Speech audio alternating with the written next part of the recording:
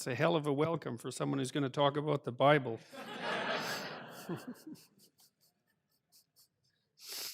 So, I thought I would get farther than through Genesis by this point, but I'm not unhappy about the pace either. I've learned a tremendous amount, and so hopefully what we'll do today is finish Genesis completely. And then I think I'll try to start up with Exodus in May, depending on what happens next year. I have a busy travel schedule, but I would really like to do it. I really like the Exodus story, and I understand it very well. A lot of the stories in Genesis, especially after the first few stories, say up to the Tower of Babel, I had to do a tremendous amount of learning about, which is really good. But I do know the Exodus story, so I'm really looking forward to that. So let's dive right into it and see how far we can get today. So we'll review first. So Joseph's father is Jacob, and Jacob is the patriarch of Israel, essentially, the father of the 12 tribes. And you might remember that he had a very morally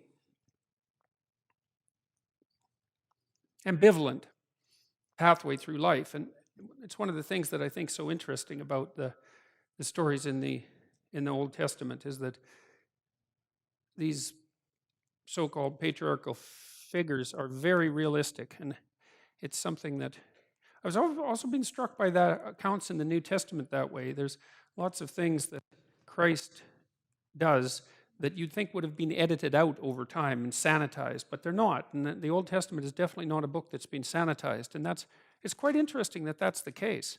So you sort of see people with all their flaws, and I've been trying to also derive some general conclusions about the moral of the story, of the Genesis stories, and because these stories are fundamentally moral, and moral, as far as I'm concerned, has to do with action, right? Because moral decisions are the decisions that you make when you're structuring action. When you decide to do one thing or another, generally you want to do things that are the best things that you can think of to do, and hence good, but sometimes you also want to do things that are the worst things you can do, because you're angry or resentful or bitter. And so the moral decisions that you make that govern your actions are really the most important decisions that you make in your life. And it's not that easy to figure out how to make moral decisions. We don't have an unerring technology for that the same way as we do for, say, making decisions about empirical reality, which in some ways seem a lot simpler.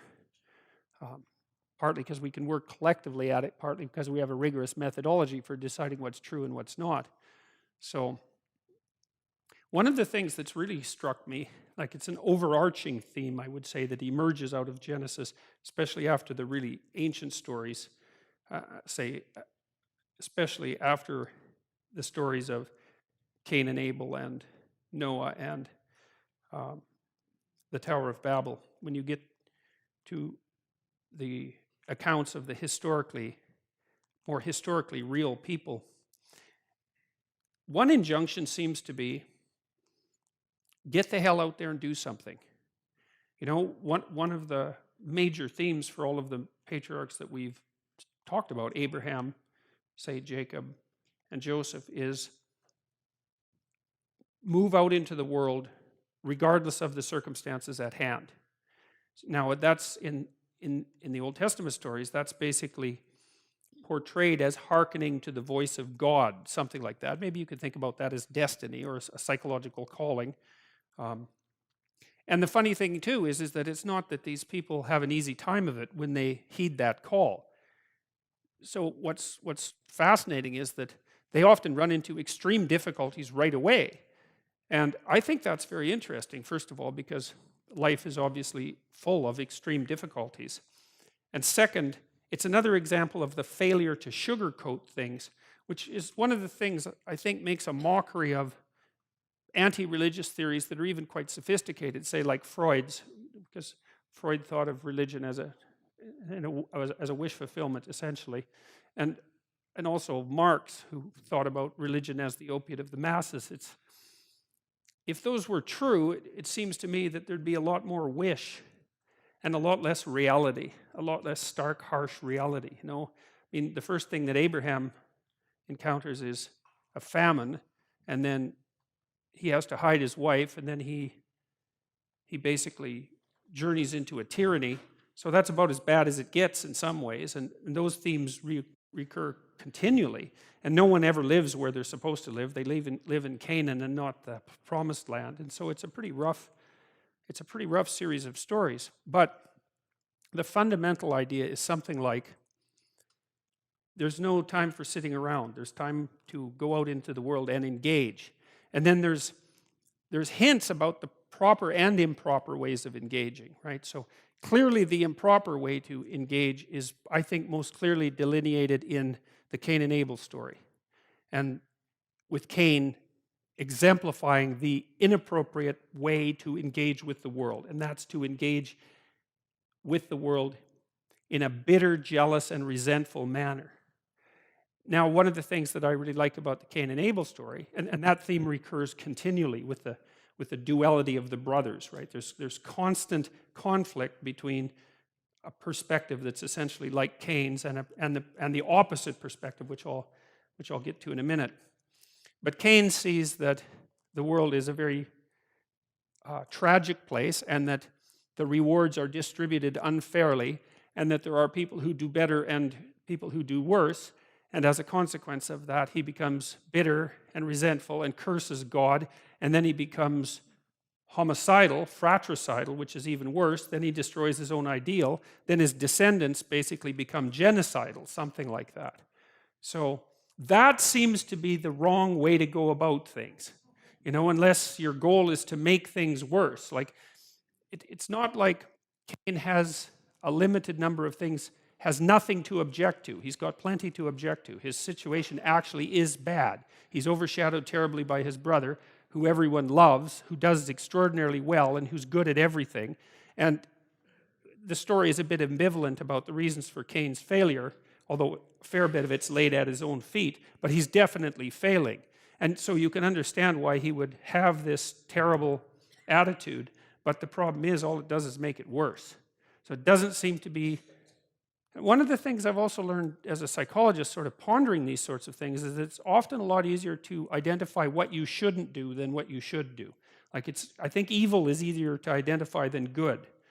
I think good is trickier, but evil stands out to some degree. And then at least you can say, if you're trying to get as far away from that as possible, we could even say just for practical reasons, so your life doesn't become hell and your family life doesn't become hell. At least you could get as far away from that as possible, even if you weren't able to conjure up what would constitute the good as an aim. You could at least avoid those sorts of pitfalls. And I do also think that it's pitfalls like that that really threaten our society right now, that I see a tremendous rise in resentment fueling almost all of the political polarization that's taking place. And it seems unfortunate, given that by and by large, everyone on the planet is richer than they've ever been. Now, that doesn't mean there's no disparity, but there's always disparity.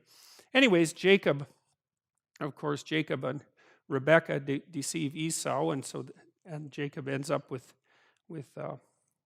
Isaac's blessing, and so that's a moral catastrophe. And then he has to run because his brother wants to kill him, and so that's the fratricidal motif again. I like that too. I think that's really realistic.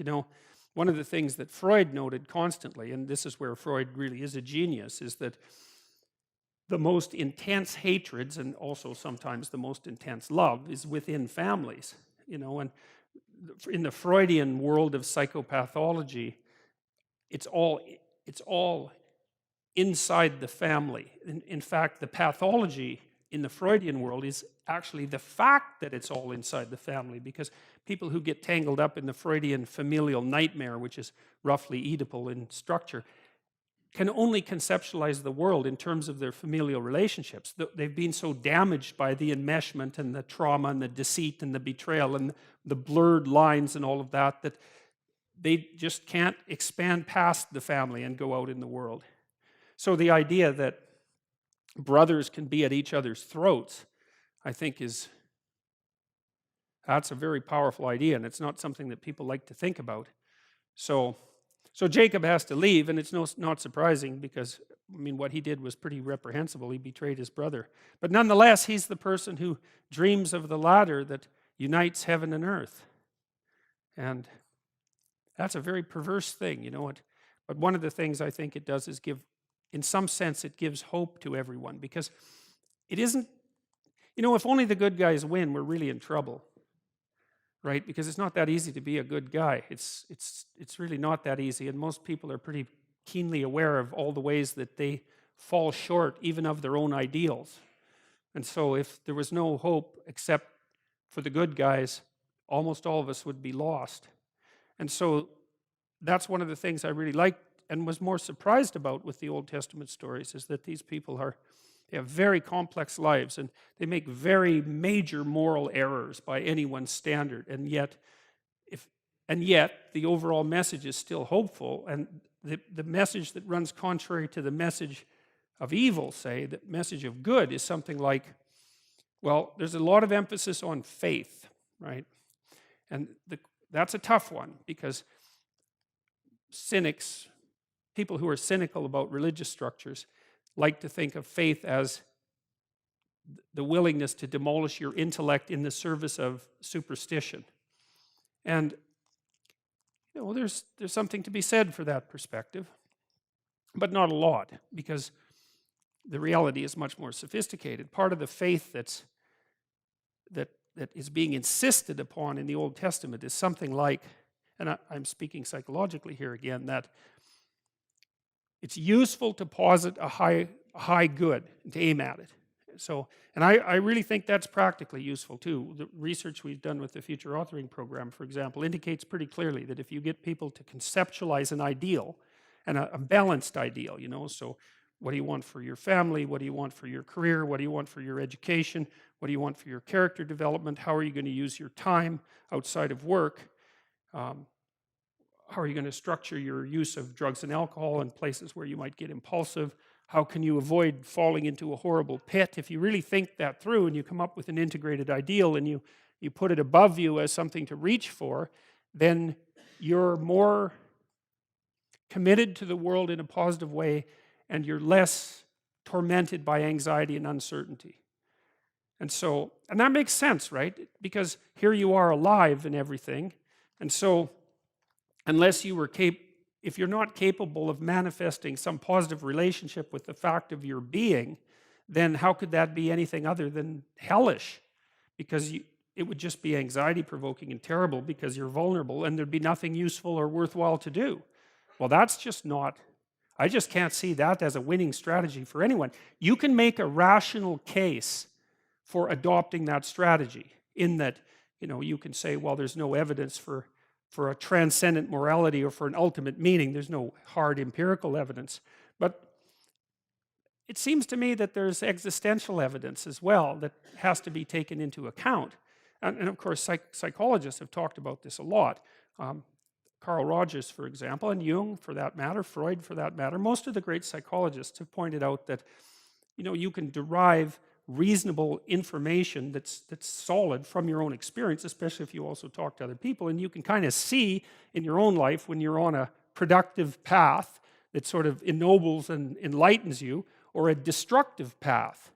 And I think it's kind of useful to think that maybe the dichotomy between those two paths might be real, you know, and because that also allows you to give credence to your intuitions about that sort of thing. But I don't think it's unreasonable to posit that since you're alive, adopting the highest possible regard for the fact that you're alive and that you're surrounded by other creatures that are alive, I just can't see how that can possibly be construed as a losing strategy. And so that's the first thing. So that's something like faith, right? It's faith. It's not only faith in your being, but it's faith in being as such. And the faith would be something like, if you could orient your being properly, then maybe that would orient you with being as such. And you never know. Like, I mean, it might be true.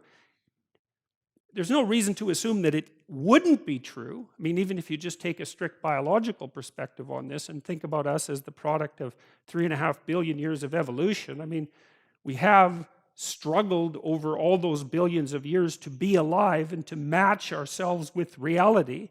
And so, because one of the things I've often wondered is, life is definitely difficult. There's no doubt about that. And it's unfair, and there's inequality and all of those things. And people are subject to all sorts of terrible things. But I also wonder, if you weren't actively striving to make things worse, just how much better could they be? Because people are they're like houses that are divided amongst themselves. They're pointing in 6 different directions at the same time.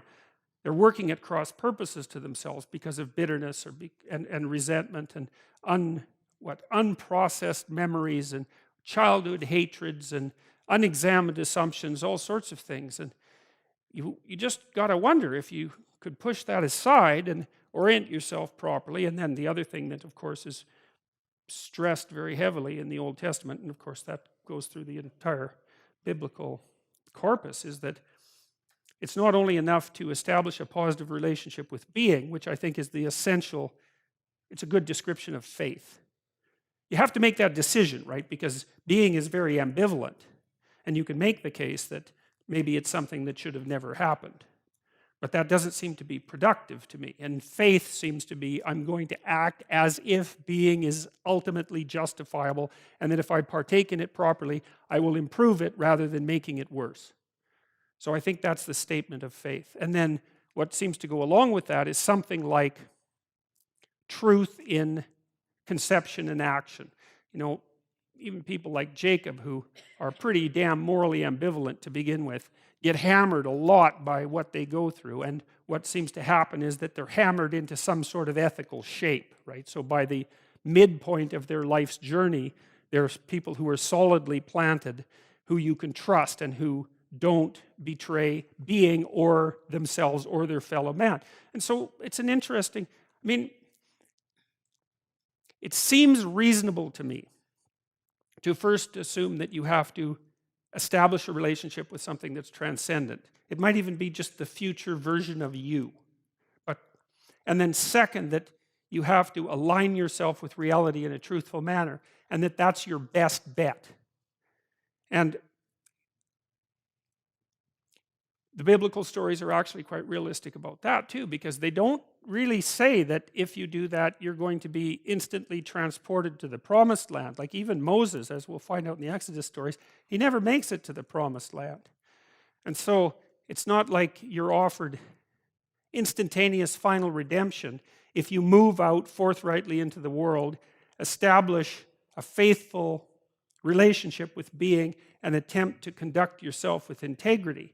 But it's your best bet, and it might be good enough. And even if it's not good enough, it's really preferable to the alternative, which seems to be something closely akin to hell, both personal and social. So Joseph's father is Jacob, later Israel, he who wrestles with God. And we've talked about that a little bit. It's sort of implicit in what I've been saying, is that I think we all do that to some degree. We wrestle with reality itself, that's for sure. Not only the reality we understand, but the reality we don't understand, which is sort of a transcendent reality, and then maybe whatever reality is outside of that, because the classic Judeo-Christian conception of God is that there's time and space. And of course, there's lots of things about what exists in time and space that we're completely ignorant of, and that's transcendent in that sense. But then there's an idea that there's a realm outside of that, which is it's an interesting idea. It's a very sophisticated idea, I think, rather than a simple idea. And it's difficult to know what to make of it. But it doesn't really matter, because I think regardless of what your attitude is towards those sorts of things intellectually, you still end up in the same position as Jacob for all intents and purposes, practically speaking, because I don't think that there's anyone who at some point in their life, or perhaps even every day, doesn't at some level wrestle with God. And you could just call it, the nature of reality, I suppose, if you want to be, say, reductionistic about it, but I don't think it makes any difference. It's still something you're stuck with. And it's not only the nature of reality itself that you have to struggle with, but it's also the nature of your moral relationship to it, your behavioral relationship to it. So that's how you should perceive it and how you should conduct yourself. And then whether or not the the advantages of doing it properly are worth the difficulty and the disadvantages. So that seems to me just a straight existential statement. And Jacob gets damaged by his wrestling, which is also very realistic. So, anyways, he also ends up as father of Joseph, who's the favorite son who's born in his old age to his favorite wife. And that's who we're going to talk about today. So you remember, so Jacob is the forefather of the 12 tribes of Israel. And there's his wives and the son and the offspring that resulted. Those are all the sons. There's a daughter named Dinah as well. And Rachel is the woman he really loved, and the first son he had with Rachel was Joseph, and that was when he was older, and so that's in some sense why Joseph is his favorite. So this is the beginning of the story of Joseph. Now Israel, Jacob, loved Joseph more than all his children because he was the son of his old age, and he made him a coat of many colors. And there's a lot packed into those two sentences, The first is that now Israel loved Joseph more than all his other children. That's probably not so good. One of the things we've seen in the stories that have preceded this is that whenever there's marked preference on the part of parents for one child over the other, with Jacob and Esau, it was Jacob was Rachel's favorite, and Esau was Isaac's favorite. That didn't work out so well. That put a real twist in the entire structure of the family. And so there's a warning there right off the bat. You might say, well, you can't help having a preference for one child over another, but I don't know if that's true, and it's certainly something that you should be very cautious about because it doesn't seem to work out very well. Because he was the son of his old age, fair enough, and he made him a coat of many colors. That's a very interesting image, that coat of many colors, that idea. And so I'm going to delve into that idea because it sets the stage. Like, it says what sort of person Joseph is. He's favored, he's younger, he's favored, but he also has this particular garment that characterizes him. And one of the things I've really learned from analyzing women's dreams in particular is that women very frequently, in my experience, very frequently dream of clothing as role. And so if you're interpreting women's dreams, then if they put on the shoes of their grandmother, for example, then you understand very rapidly that the dream is trying to make an association between their own behavior and something that's characteristic of either the state of being a grandmother or the particular grandmother. And it makes sense, right? Because clothing protects, but it also signifies a role. And it's interesting in the Old Testament stories, often if someone is going to act deceitfully, they change their outfit. And that's kind of what you do when you act deceitfully, right? You dress up like someone else. You present yourself like someone else. So anyways, back to the coat of many colors. Well, for something to be many colored, it sort of spans the entire gamut of possibility. And so there's a hint there that if you want to be a full-fledged person, that you have to manifest a very large number of traits. And so I want to go into that idea a bit. The first thing I want to talk about is some of the things that we've learned about what happens to you when you go to a new environment. There's this idea very deep idea in clinical psychology, a fundamental idea, which is that if someone's anxious about something, what you do is and it's getting in their way, you take what they're anxious about and you define it, because that already delimits it, right? Because one of the problems with being anxious about something is you won't speak of it. It's like Voldemort. And then if you don't speak of it, it's way bigger than it should be. As soon as you start talking about it, you cut it down to size. And so, it's for a bunch of reasons. It's because you're not as afraid of as many things as you think, and you're braver than you know, and more capable. So as soon as you're brave enough to start talking about what you're afraid of, then you see that there's more to you than you thought, and that there's less to the problem than you thought. And then you can decompose it further into smaller problems, and then you can figure out how to approach those smaller problems. And then it doesn't seem to me to be that you get less frightened. It seems to be that you get more courageous, which is way better than being less frightened, because there's lots of things to be frightened about. So if you're courageous, that really does the trick. Now the question is, what happens if you, like, let's say that you're very socially inept and you don't know how to introduce yourself or to make establish the initial parts of a relationship with anyone. And so then you start putting yourself in situations where you're required to do that. And so then the question is, how is it technically that you transform? You say, well, you learn. Well, we want to be more specific about that. What does it mean that you learn? Well, if you're dealing with someone who's particularly socially inept and you're doing psychotherapy with them, you might teach them how to shake someone's hand properly and say their name and remember the other person's name.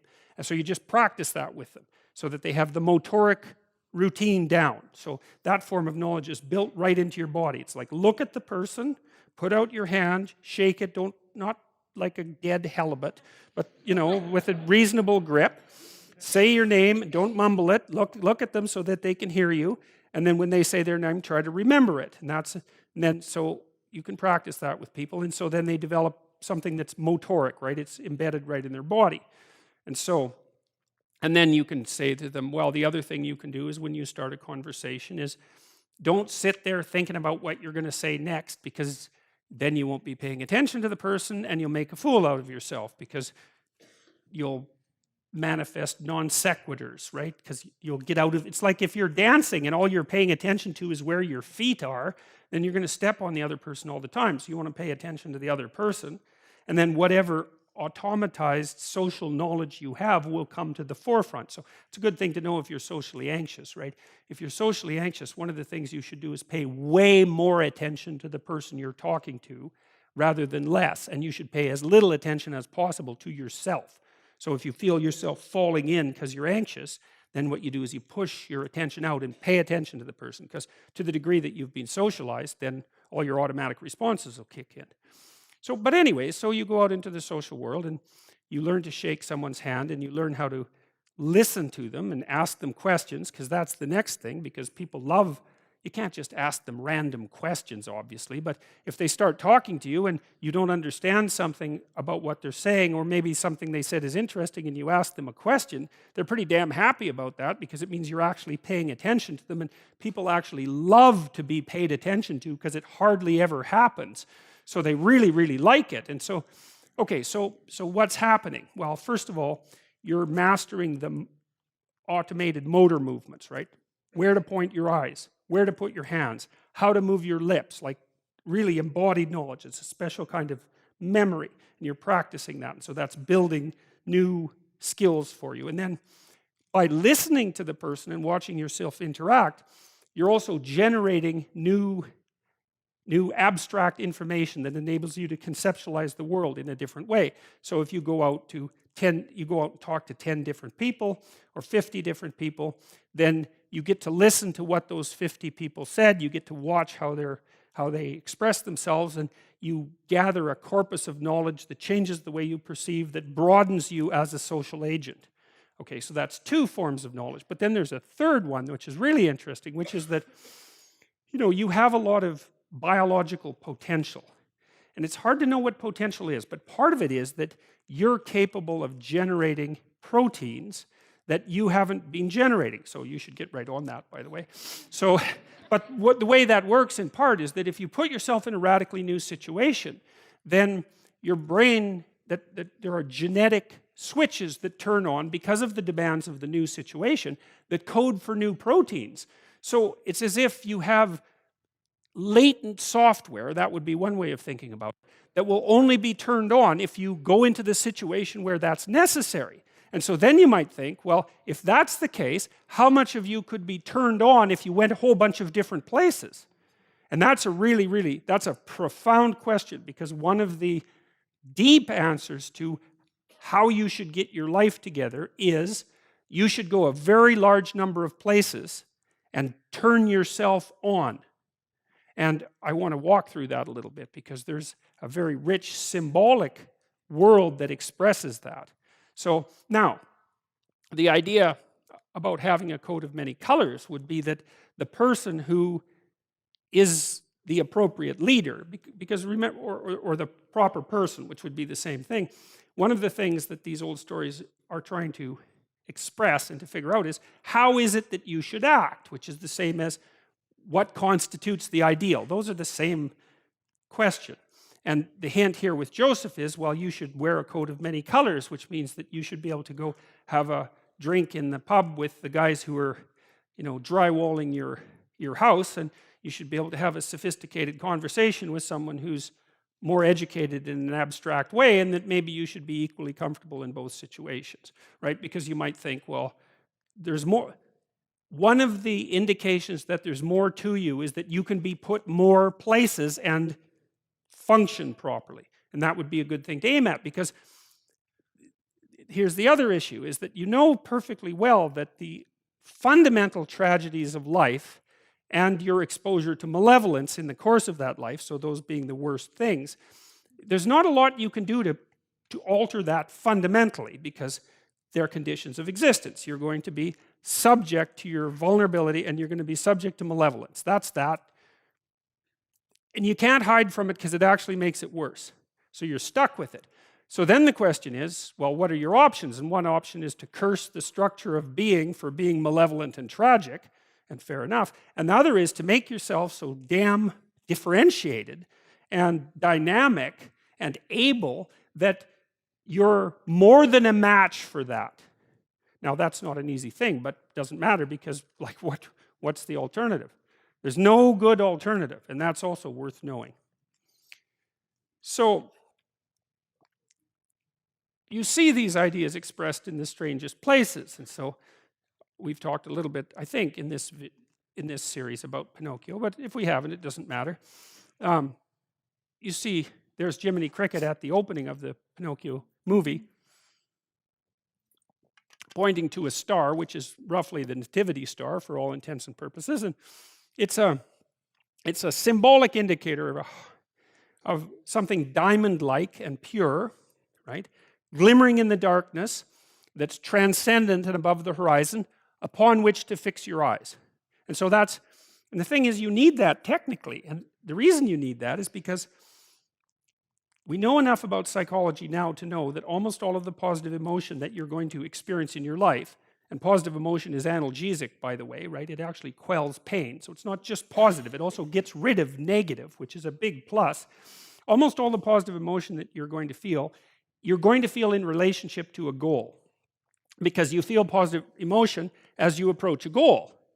And so if you want to feel positive emotion, then you need a goal. And then you might think, well, if you want to maximize that positive emotion, which is enthusiasm and also what pulls you out into the world as well as feeling good, then you need the best possible goal. Well, because that's going to engage the largest segments of your being. Like, if your goal's too narrow, then a bunch of you isn't going to be on board for it, If the goal is well developed and multifaceted, then all of you can partake in that. Even your negative elements, even your anger and your fear can get on board with that, let's say. So you need a goal, man, that's worthy. You got to think you need a goal that justifies the tragedy and malevolence of life. That seems to be the bottom line. Now, maybe you think, well, there's no goal that can do that. It's like, well, there are still better and worse goals. So, and I'm not convinced that there are no goals that can do that. I think that's an open question. You'd never know that until you pursued the proper goal long enough to find out who you would be as a consequence of pursuing it. So that's also your destiny or your existential voyage, right? It's also not something that anyone else can do for you. Someone can say, get your act together for Christ's sake and get at it. That'll make the world unfold best for you, but there's no way you can know that without doing it. So, and unless you think you've done a particularly stellar job of that, then you have no reason to doubt its potential validity. So plus, like, crickets are telling you this, and so, they're a very reliable source. Okay, so you see the star recurs as a motif in Pinocchio, and one of the more interesting elements of it here is that when Geppetto wants to transform his puppet, the marionette, who's being played by forces that operate behind the scenes, which is a really good definition of the persona from a Jungian perspective, right? And also something indicative of something like an ideological or conceptual possession. Geppetto, who's a good guy, is a positive father figure, lifts his, even though he's a patriarchal figure, right? and a very competent one, he still even lifts his eyes up to something that transcends his mode of being, positive as it is, and wishes that his creation would undertake the kind of transformation that would make it autonomous and fully functional as a moral agent. No strings, right? So that's very interesting, I think. Solzhenitsyn said, the salvation of mankind lies only in making everything the concern of all. That's a pretty decent star-like goal, I would say. And so what happens in the Pinocchio story is that because, and I think this is a symbolic representative of what I just described to you that happens at a genetic level if you put yourself in new situations.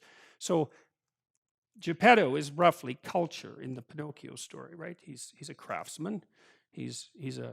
And he makes Pinocchio. So who's his son? He's the socializing agent. And he aims for something above mere socialization, which is, I think, part of the mysterious element of human beings. You know, in our scientific models, we basically have socialization and biology.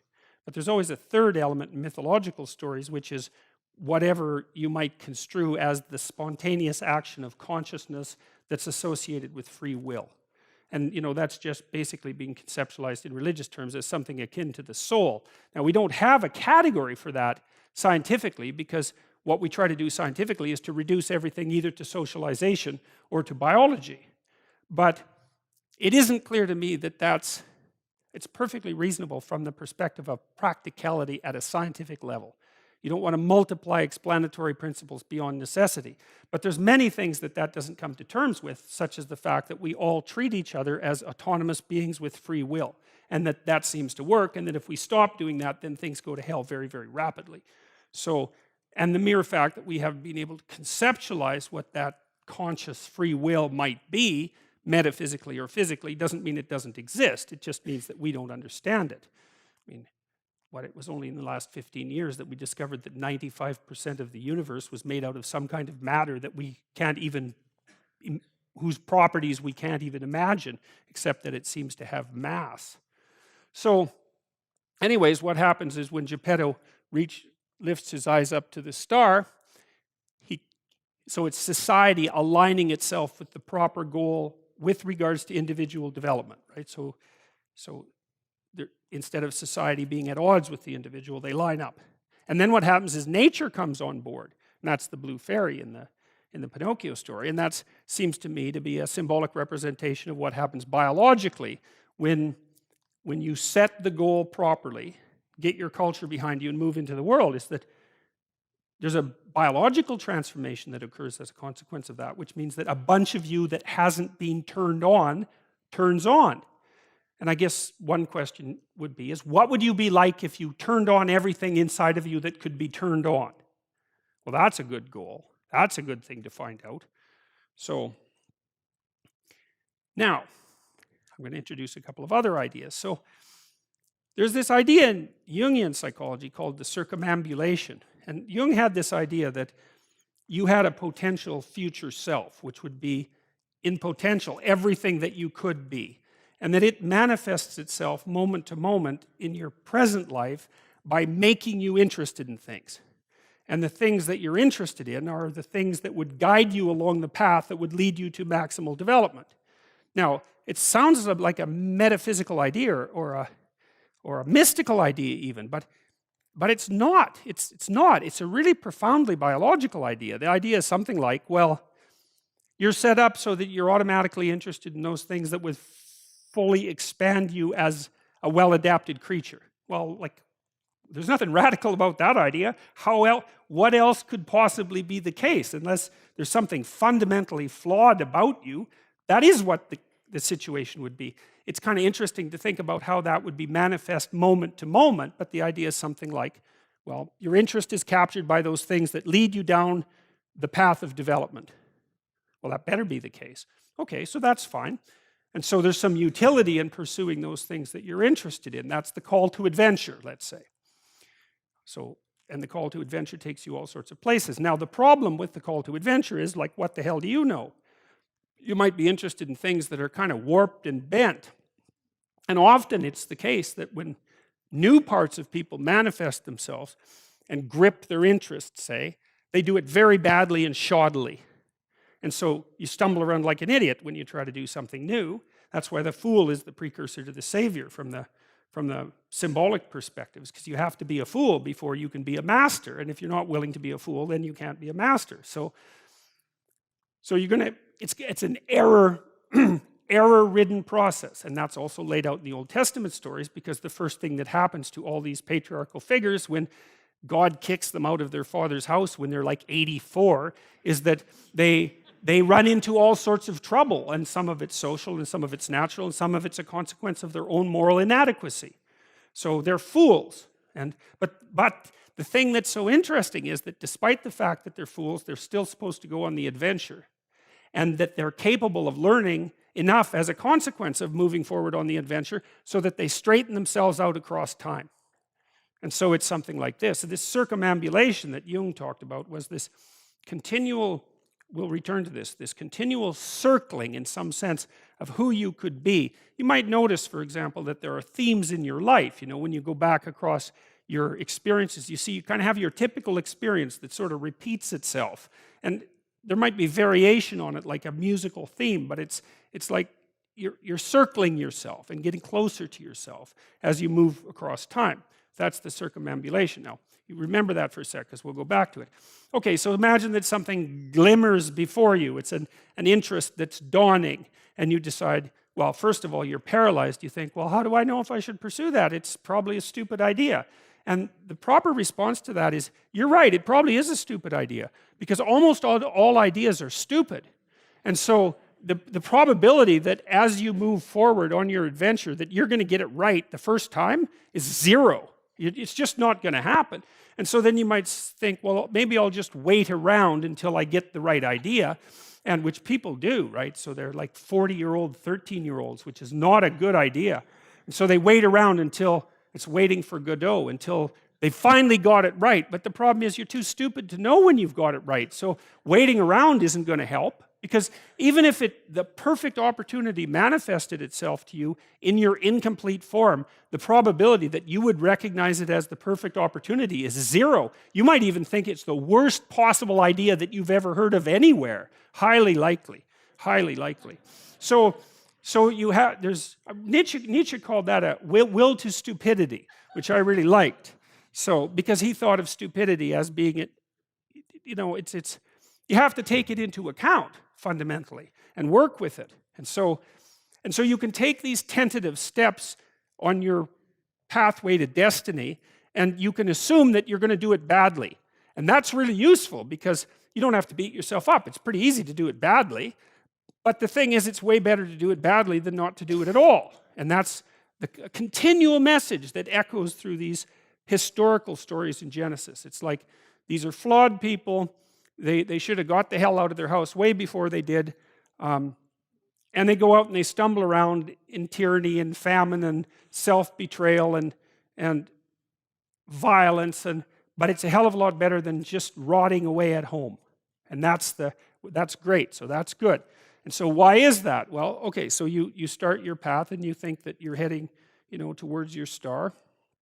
And so you go in that direction. And then, because you're here, the world looks a particular way, but then when you move here, the world looks different, and you're different as a consequence of having made that voyage. And so what that means is that now that thing that glimmers in front of you is going to have shifted its location, because you weren't very good at specifying it to begin with, and now that you're a little sharper and more focused than you were, it's going to reveal itself with more accuracy to you.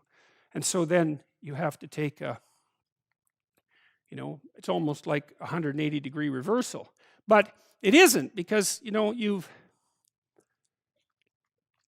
gone this far, and that's a long ways to get that far. But that's a lot farther than you would be if you just stayed where you were, waiting. And so it doesn't matter that you overshoot continually. Because as you overshoot, even if you don't learn what you should have done, you're going to continually learn what you shouldn't keep doing. And if you learn enough about what you shouldn't keep doing, then that's tantamount at some point to learning at the same time what you should be doing. So it's okay. So it's like this. Now, what's cool about it, though, I think, is that as you progress, the degree of overshooting starts to decline, right? And that we know that there's nothing hypothetical about that. As you learn a new skill, like even to play a song on the piano, for example, you overshoot madly. You're making all sorts of mistakes to begin with, and then the mistakes, they disappear. There's a great TED talk, I think it was, about this guy set up a really advanced computational recording system in his home and recorded every single utterance his young child made while learning to speak. And then he put together the child's attempts to say certain phonemes and put them in a list, and you can hear the child deviating madly to begin with, and then after hundreds and hundreds of repetitions just zeroing right in on the exact phoneme. So, you know, you might not know this, but when kids babble, because they start babbling when they're quite young, they babble every human phoneme, including all sorts of phonemes that adults can't say. And then they die into their language, so that after they learn, say, English, then there's all sorts of phonemes they can no longer hear or pronounce. But to begin with, it's all there, which is really quite interesting. But so as they learn a particular language, they zero in on the proper way to pronounce that, and their errors minimize. And every time you learn something, that's how it is. And that's really useful to know too, because it means that it's okay to wander around stupidly before you fix your destination. Now you see that echoed in Exodus, right? Because what happens is that the Egyptians, or the Hebrews, escape a tyranny, which is kind of whatever you do personally and psychologically when you escape from your previous set of stupidly held and ignorant and stubborn axioms. It's like, away from that tyranny. It's like, great, I freed myself from that. Well, then what? Well, you'd think, well, now I'm on the way. It's, no, you're not. Now you're in the desert, where you wander around stupidly, you know, and worship the wrong things until you finally organize yourself morally again and head in the proper direction. So that's worth knowing too, because you think, well, I got rid of a lot of things, baggage, excess baggage that I didn't need in my life, and now everything's okay. It's like, no, it's not. You've got rid of a whole set of scaffolds that were keeping you in place, even though they were pathological. And now you have nothing, and nothing actually turns out to be better than something pathological, but you're still stuck with the problem of nothing. And that's, well, that's exactly why Exodus is structured the way that it is. It's that you escape from a tyranny. It's, hooray, we're no longer slaves. Yeah, well, now you're nihilistic and lost. It's not necessarily an improvement. But it is see, it's also useful to know that, because you can also be deluded into the idea that, imagine that you're trying to become enlightened, which might mean to turn all those parts of you on that could be turned on. You think, well, that's just a linear pathway uphill. You know, it's just from one success to another. No, it's not. It's like, here you are, and you're not doing too badly, and the first step is a complete bloody catastrophe. It's worse. And then maybe you can pull yourself together, and you hit a new plateau, and then that crumbles and shakes, and bang, it's worse again. And so, because part of the reason that people don't become enlightened is because it's punctuated by intermittent deserts, essentially, by intermittent catastrophes. And if you don't know that, well, then you're basically screwed, because you go ahead on your movement forward and you collapse, and you think, well, that didn't work, I collapsed. It's like, no, that's par for the course. It's not indication that you failed, it's just indication that it's really hard. And that when you learn something, you also unlearn something. And the thing you unlearned is probably useful, and unlearning it actually is painful. You know, let's say if you have to get out of a bad relationship. It's like there isn't any relationship that's 100% bad. And so when you jump out of it, well, maybe you're in better shape, but you're still lonesome and disoriented, and you don't know what your past was, and you don't know what your present is, and you don't know what your future is. That's why people stay with the devil they know instead of, you know, looking for the devil they don't know. So anyways, the fact that you're full of faults doesn't mean you have to stop. And thank God for that. That's a really useful thing. And the fact that you're full of faults doesn't mean that you can't learn. And so you can posit an ideal, and you're going to be wrong about it, but it doesn't matter, because what you're right about is positing the ideal and moving towards it. If the actual ideal isn't conceptualized perfectly. Well, first, surprise, surprise, because like, what are you going to do that's perfect? So it doesn't matter that it's imperfect. It just matters that you do it and that you move forward. So that's really positive news as far as I'm concerned, because you can actually do that, right? You can do it badly. Anyone can do that. So that's useful. Okay, so like if you were an efficient person, you would have just done that. But you're not. But who cares? You know, you still end up in the same place. And maybe the trip is even more interesting. Who knows? Probably too interesting. Jung. I began to understand that the goal of psychic development, by which he means psychological development or spiritual development, is the self. There's no linear evolution. There's only a circumambulation of the self, a getting closer. It's like you're spiraling into something. Something like that. And the thing that you're spiraling into recedes as you move towards it and gets more and more sophisticated and well developed as you move towards it, because you're not going to run out of goals, right? No matter how much you have your act together, there's probably, undoubtedly, 30 dimensions along which you could get your act together a lot more.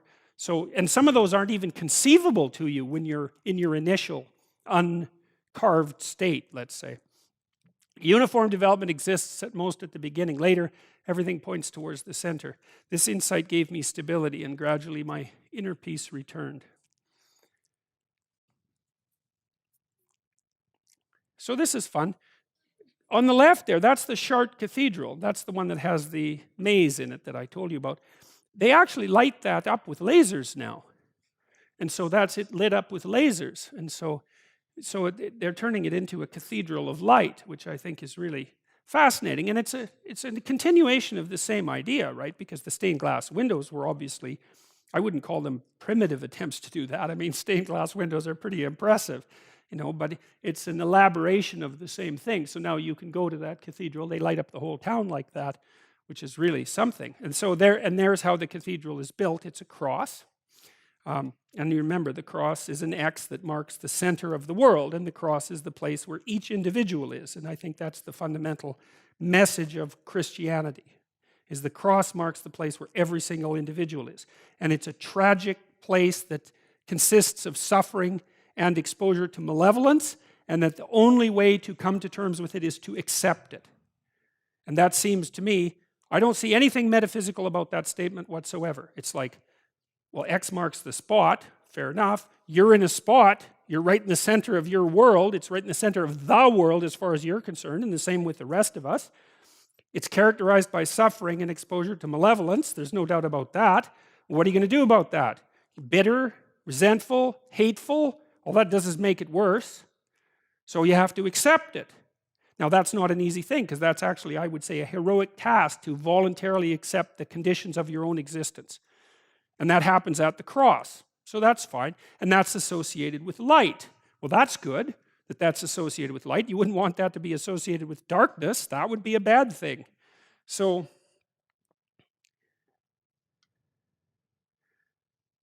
there's the labyrinth. That was built in 1200 AD. And so the idea is you walk in here. It's the same idea as that star sequence of slides that I just showed you. So here's the idea, is that north, south, west, and east. So that's the whole world laid out in 2 dimensions. And so the question is, how do you get to the center? Now we already know what the center is. The center is the center of the cross. That's the place of maximal suffering. You could say maximal malevolence as well, but it's also the place where that's transcended. So how do you get there? Well, the answer is, well, you don't just stand on the outside looking in. That's not going to help.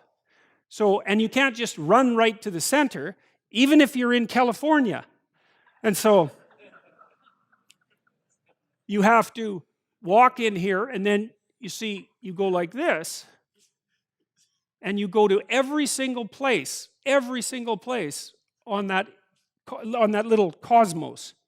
And then once you've gone to every single place and expanded yourself as a consequence of going north and west and east and south, then there's enough of you so that you can tolerate being, first of all, that you can figure out where the center is, but also that you can tolerate being at the center. And so that's what that represents. And that's pretty, and look, I mean, let's make no mistake about it, hey? People were pretty damn serious about those ideas. Like that's quite the piece of work for people in the 12th century. You know, some of those damn cathedrals took 300 years to build. We don't build anything that takes 300 years. You know, people were putting a lot of effort into whatever these things meant. You know, and if you think they meant bearded man in the sky, then, you know, it's hard to account for the kind of motivation that would produce these buildings with that kind of paucity of conceptualization.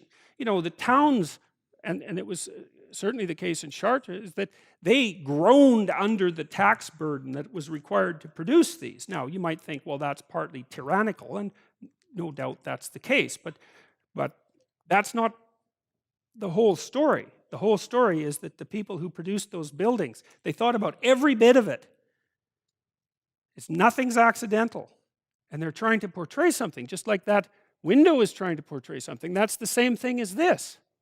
It's the center from which all things manifest themselves. You see, that's Christ there, and being portrayed as that center, or the center within him, something like that. Very much like the chakras in yogic practice. Same basic idea. It's the opening up of the internal structure and its proper realization. So there are people walking the labyrinth.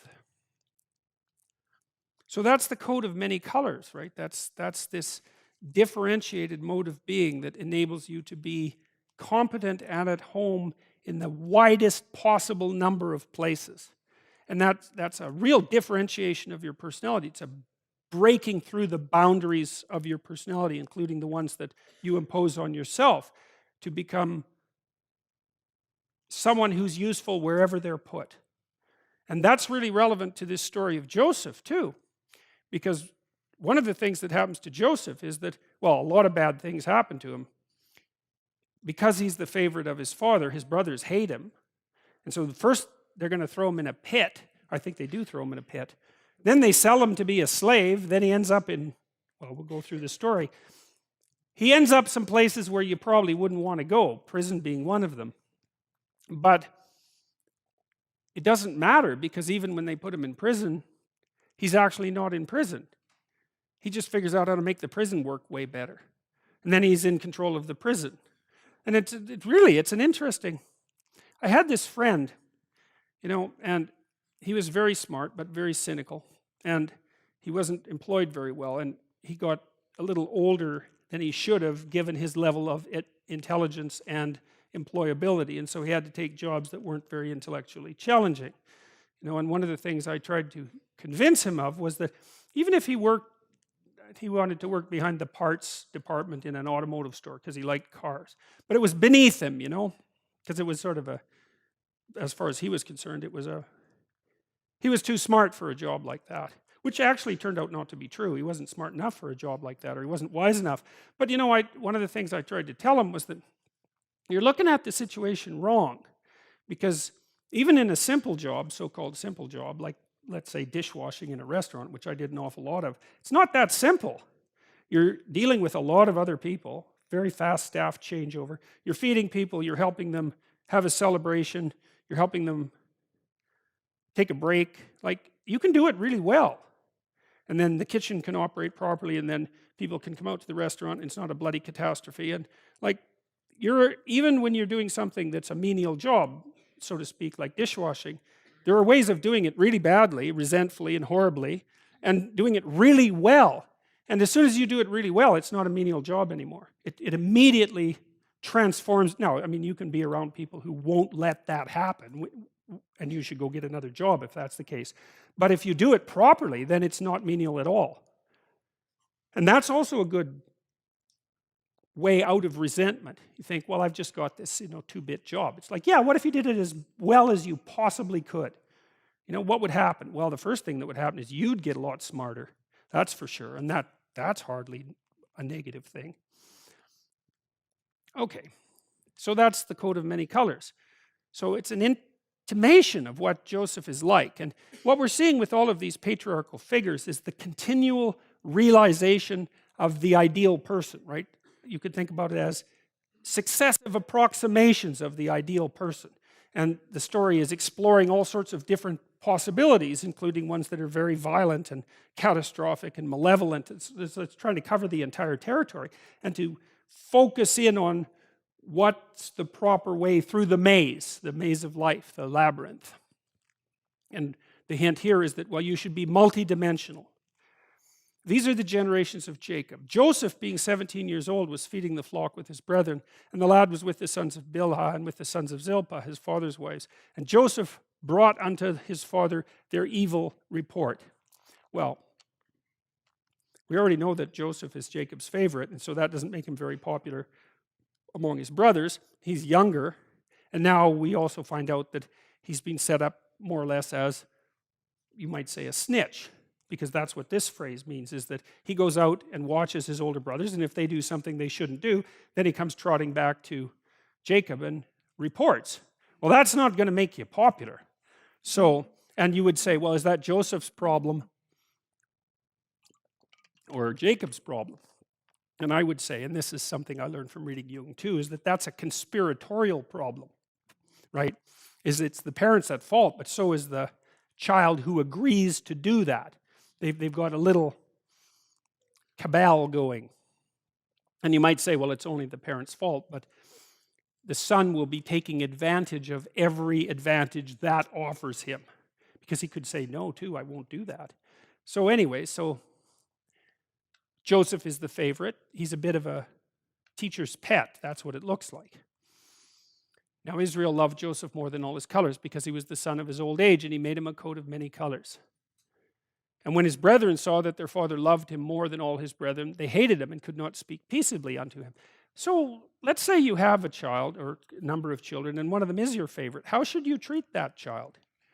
Well, it isn't obvious that you do them any favors by overtly making them your favorite, right? I mean, first of all, maybe you don't challenge them as much as you should, and second of all, you definitely set up a Cain and Abel-like scenario in the household, and that, or maybe it's an Oedipal situation too, because you happen to love your child more than you love your spouse, which is, that's not a recipe for familial harmony. So it seems to be a bad idea. Okay, so now we have two reasons that Joseph is not liked by his brothers. One is, well, he's a bit of a rat fink, and the other is that he's the favorite, and he's playing that to the hilt by the looks of things. And when his brethren saw that their father loved him more than all his brethren, they hated him and could not speak peaceably unto him. Okay. And Joseph dreamed a dream, and he told it to his brethren, and they hated him the more. He said unto them, hear, I pray you, this dream which I have dreamed. For behold, we were binding wheat sheaves in the field, and lo, my sheaf arose. And behold, your sheaf stood round about and bowed to my sheaf. And remember, he's the young one, right? And also the daughter of the favorite wife, which is another thing or the son of the favorite wife, which is another thing not really working in his favor. And his brethren said to him, shalt thou indeed reign over us, or shalt thou indeed have dominion over us? And they hated him yet the more for his dreams and for his words. Well, there's a shock. That makes perfect sense. So, and it gets worse. So you see here, well, there's the wheat sheaves bowing there. And then you see this, what's going on here? Well, that's not the end of his, let's call it grandiosity. And there's an idea too in the Old Testament, especially in the stories of Joseph, that if God sends you a dream twice, he really means it. And so I don't know if that's true, although I do know that people have repeating dreams. It might be true that a dream you have twice is really trying to punch something home. It's certainly the case that recurrent nightmares are meaningful, and that recurrent nightmares are associated quite tightly with decreased states of mental health, and that if you can treat the nightmare, which is often quite easy, by the way, then some of the mental health problems will decrease. So repeated dreams seem to be important. Anyways, he dreamed yet another dream and told it to his brethren and said, behold, I've had another dream, and behold, the sun and the moon and the 11 stars bowed to me. And he told it to his father and to his brothers. And his father rebuked him and said unto him, What is this dream that thou hast dreamed? Shall I and your mother and your brothers indeed come to bow down ourselves to thee, to the earth? And his brethren envied him. But his father observed the saying. Well, what the hell do you make of something like that, right? If someone tells you that, it's like, are they responsible for their dreams? We don't really hold ourselves responsible for the dreams we have at night. And what do you make of a dream is like one of the things that Jung pointed out. This is where he differed from Freud substantially. Is Freud tended to think that the dream hid its meaning because its contents weren't acceptable to the conscious mind. And Jung said, no, you don't understand. That's not what happens. What happens is the dream is doing the best it can to express something that the person doesn't yet really know.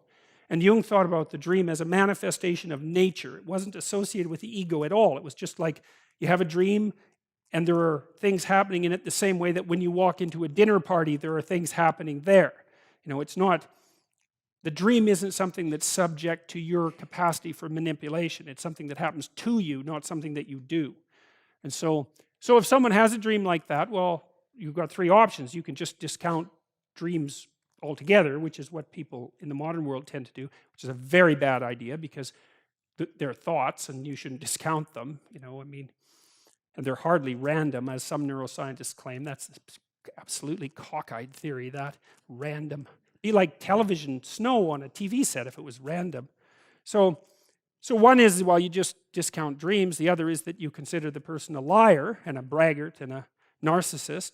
And the third is, well, what's the third? It's like he dreamt that the sun and the moon and the stars bowed down to him.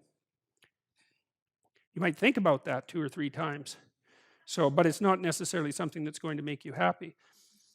And his brethren went to feed their father's flock in Shechem, so they took off. And Israel said unto Joseph, Do not thy brethren feed the flock in Shechem? Come, and I will send thee unto him. And he said to him, Here am I. And when they saw him afar off, even before he came near unto them, they conspired against him to slay him. Rough people back then, right? This sort of thing is happening quite frequently. And they said to one another, Behold, the dreamer cometh. Come now, therefore, and let us slay him, and cast him into some pit. And we will say, Some evil beast hath devoured him, and we shall see what becomes of his dreams. So there's an echo of the Cain and Abel story there, obviously. It's not quite as clear because in the Cain and Abel story, Abel is clearly just doing well. And here, you can't quite get a handle on Joseph's character. You can't tell if he is actually the elect or if he's just a spoiled brat with delusions of grandeur. But it doesn't matter because his brothers are so irritated at the fact that he's favored, and perhaps even the fact that he might be someone destined for something special, that they find it perfectly reasonable to destroy that. And it's so interesting how often that motif of pulling down an ideal manifests itself in these old stories, right? The pattern is established in the Cain and Abel story. It just repeats and repeats and repeats. And I think that's dead true. I think it just repeats all the time. It's that people are annoyed about how tragic their lives are. They're annoyed that they're subject to malevolence, and they're annoyed that they're not doing as well as other people are doing. And that puts them exactly into this state of mind. Now, maybe with modern people, if you're going to kill someone because you're resentful as a modern person, you don't generally slay them and throw them into a pit. What you do is you just kill them slowly over a few decades. And it isn't obvious to me that that's any better. So I've seen plenty of married couples who are in that situation. It's like, well, there was this Mitch Hedberg, he used to complain about turtlenecks. He said it was like being strangled by a really weak midget. And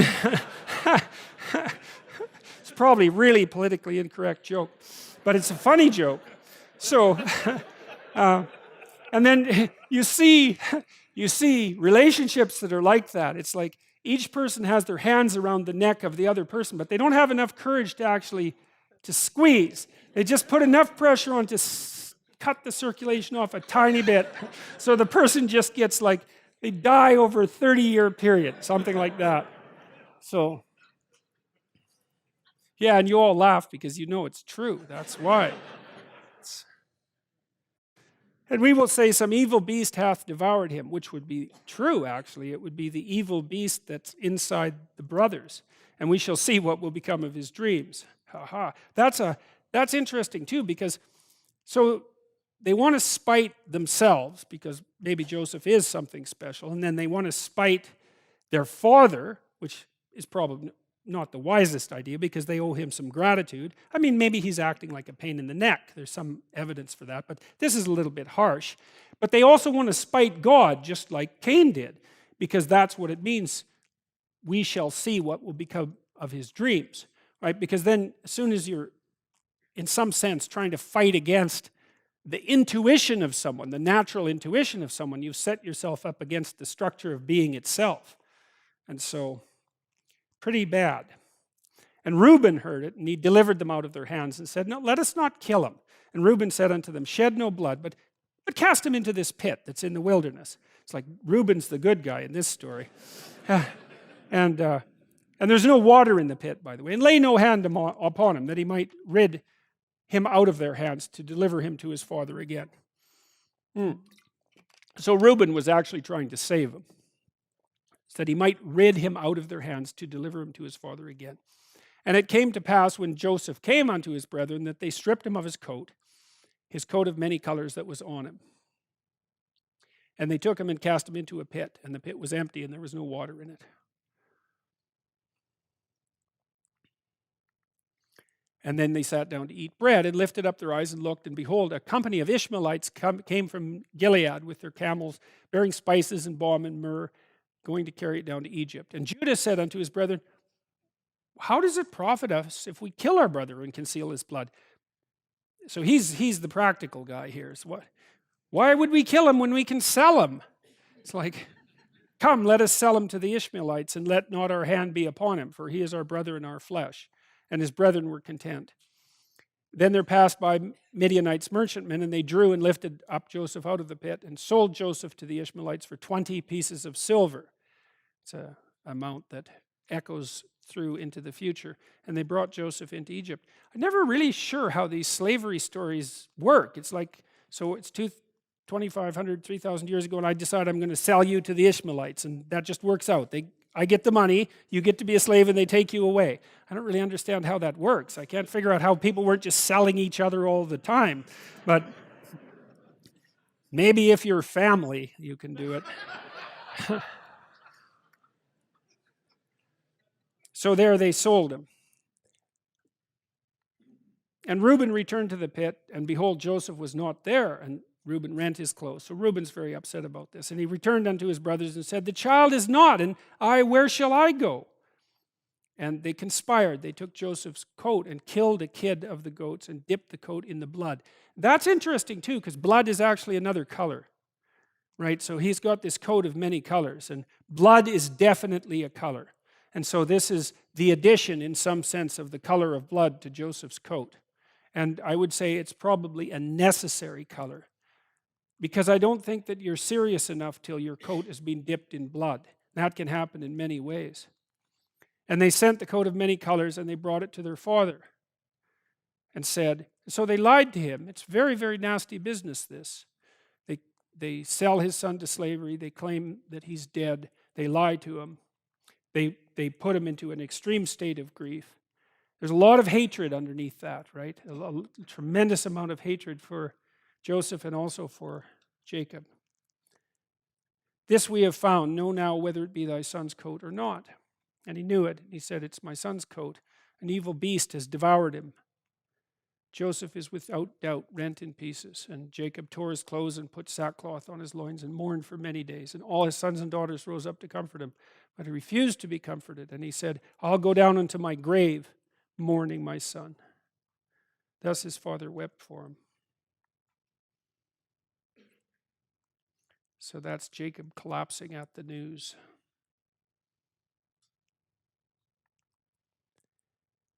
And the Midianites sold Joseph into Egypt unto Potiphar, an officer of Pharaoh's and captain of the guard. And Joseph was brought down to Egypt, and Potiphar, an officer of Pharaoh, captain of the guard, an Egyptian, bought him of the hands of the Ishmaelites which had brought him down thither. So now he's a slave. So now you'd think, well, this is a man who has a lot of reason to be irritated at the structure of reality, right? He's gone from being the favorite to being betrayed by all of his brothers. That's pretty rough. And then he's being transformed into a slave, and now he's being sold to work as a slave. So you'd think that would corrupt his character. Because, one of the things, I think this is the case anyways, I think people are always looking for an excuse to have their character corrupted. Because if your character is corrupted, then you get to lie, and you get to cheat, and you get to steal, and you get to betray, and you get to act resentfully, and you get to do nothing. And that's all easy. It's easier to lie than to tell the truth. It's easier to do nothing than to do something. So there's always part of you thinking, well, I need a justification for being useless and horrible, because that'd be a lot less work. And so then if something terrible comes along, you think, aha, that's just exactly the excuse that I was waiting for. And then out all that comes. Solzhenitsyn, when he was in the concentration camps in Russia, watching how people behaved, he said that there were people that were put in the camps who immediately became trustees or guards, and they were even more vicious than the people who had been hired as guards. And his idea was that they had collected all that, he called it foulness, if I remember correctly, around them in normal life. But they didn't have the opportunity to express it. But as soon as you gave them the opportunity, it was like, there it was, right away. And so one of the messages that seems to echo through these Old Testament stories is that just because something terrible happens to you doesn't mean that you get to wander off the path and make things worse. And maybe it doesn't matter how terrible it is that what happens to you.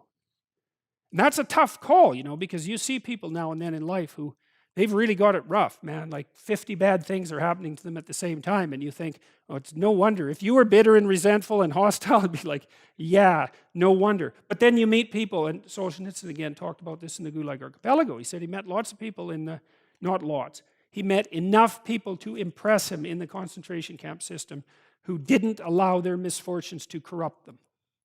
And that's something, man. Because maybe the only real misfortune is to become corrupted. That's a really useful thing to think. Maybe the rest of it is trivial in comparison. I know that's a rough thing because you can be in very harsh circumstances, but I do think there's something to that. And the Lord was with Joseph, and he was a prosperous man, and he was in the house of his master the Egyptian. And his master saw that the Lord was with him, and that the Lord made all that he did to prosper in his hand. So that's an echo of the idea that we encountered earlier about walking with God, right? So Adam walked with God before he ate the fruit with Eve, and then he wouldn't walk with God. And then Noah walked with God, and Abraham walked with God. And so the idea is, well, that's that alignment with the highest ideal. I think it's something like that. And we could think about that as a metaphysical claim as well. But I don't think it is. I mean, I've got thousands of letters now in the last year from people who have told me that they were in a pit. That's exactly right. And that they decided that they were going to try to put their lives together. And that it worked. And so that's really something, and they write surprised. It's like, well, I decided that I was going to work hard at what I was doing, and I wasn't going to lie any more than absolutely necessary. I thought I'd give it a try for a few months, And all sorts of good things started to happen to me. It's like, maybe that's how the world works.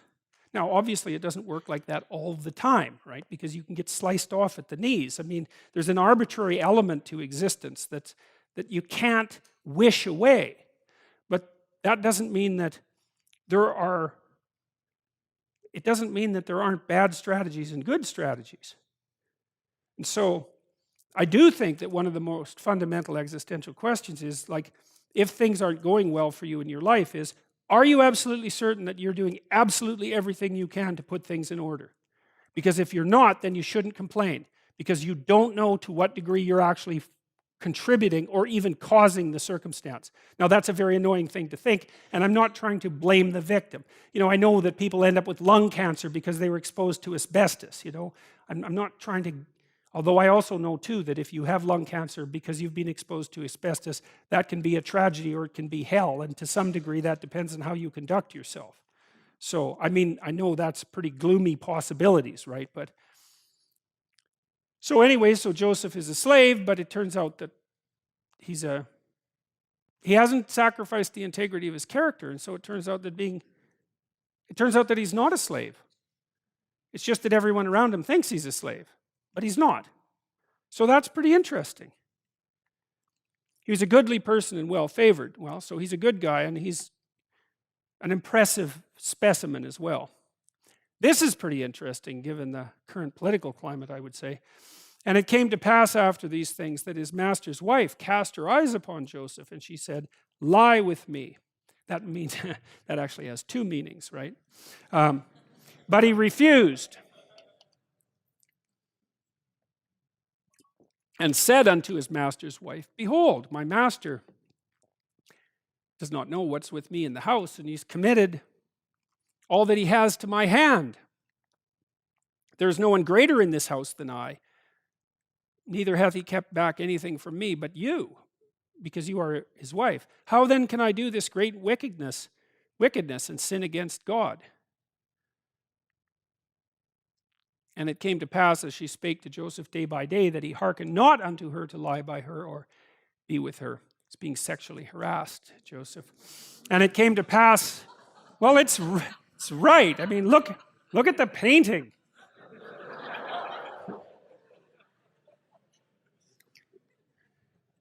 And it came to pass about this time that Joseph went into the house to do his business, and there was none of the men of the house there within.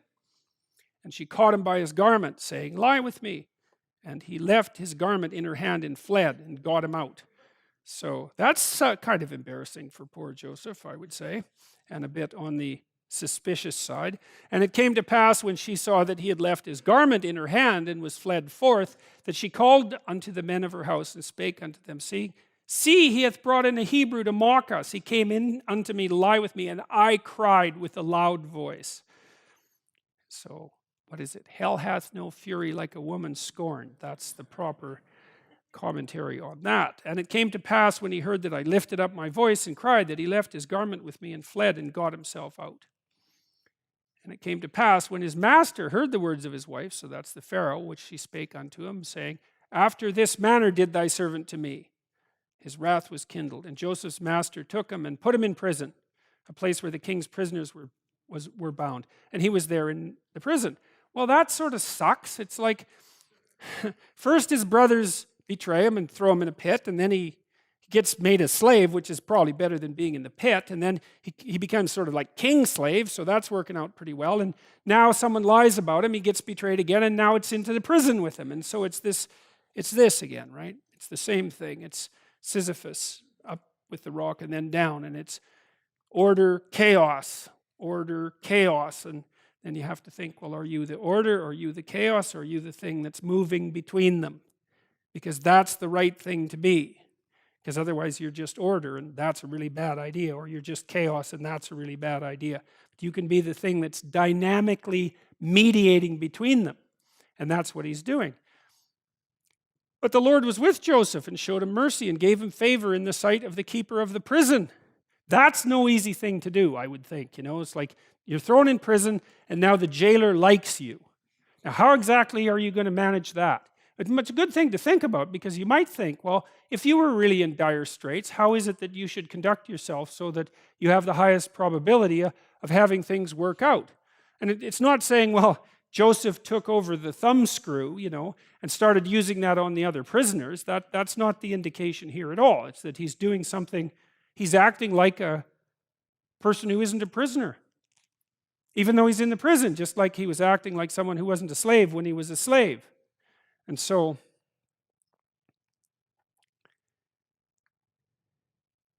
it makes you wonder who you can be, despite the fact that other people think that you're whatever you appear to be. And the keeper of the prison committed to Joseph's hand all the prisoners that were in the prison, and whatsoever they did there, he was the doer of it. The keeper of the prison looked not to anything that was under his hand, because the Lord was with him, and that which he did, the Lord made it to prosper. So it's a repeat. it's a repeat of exactly what happened when he was the slave of the Pharaoh, except it's one rung deeper into hell, so to speak, right? So it's slave Pharaoh, and here it's prisoner, jail, master, but it doesn't matter. The same thing happens. So now Joseph is in prison, and the Pharaoh has a fit one day of pique and throws the chief of his butlers into prison and the chief of his bakers. And they have a dream, each of them. And Joseph interprets the dreams, which seems to be something that he can do. And he tells the butler that his dream means that the Pharaoh is going to forgive him and put him back in his position. And he tells the baker that the Pharaoh isn't going to forgive him and that he's going to take off his head and hang him in a tree, which is a rather rough dream, but that's what happens. So anyways, the baker or the butler goes free, and Joseph says, look, maybe you could just keep in mind the fact that I did you a bit of a favor here and told you something that was accurate, but the chief didn't really remember once he was freed. Interpreting dreams in prison.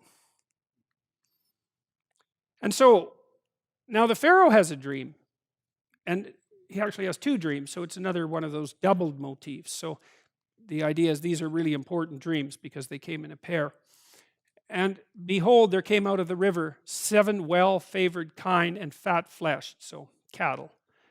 And they fed in the meadow. And behold, 7 other cattle came up after them out of the river, ill-favored and lean-fleshed, starving, and stood by the other cows on the brink of the river.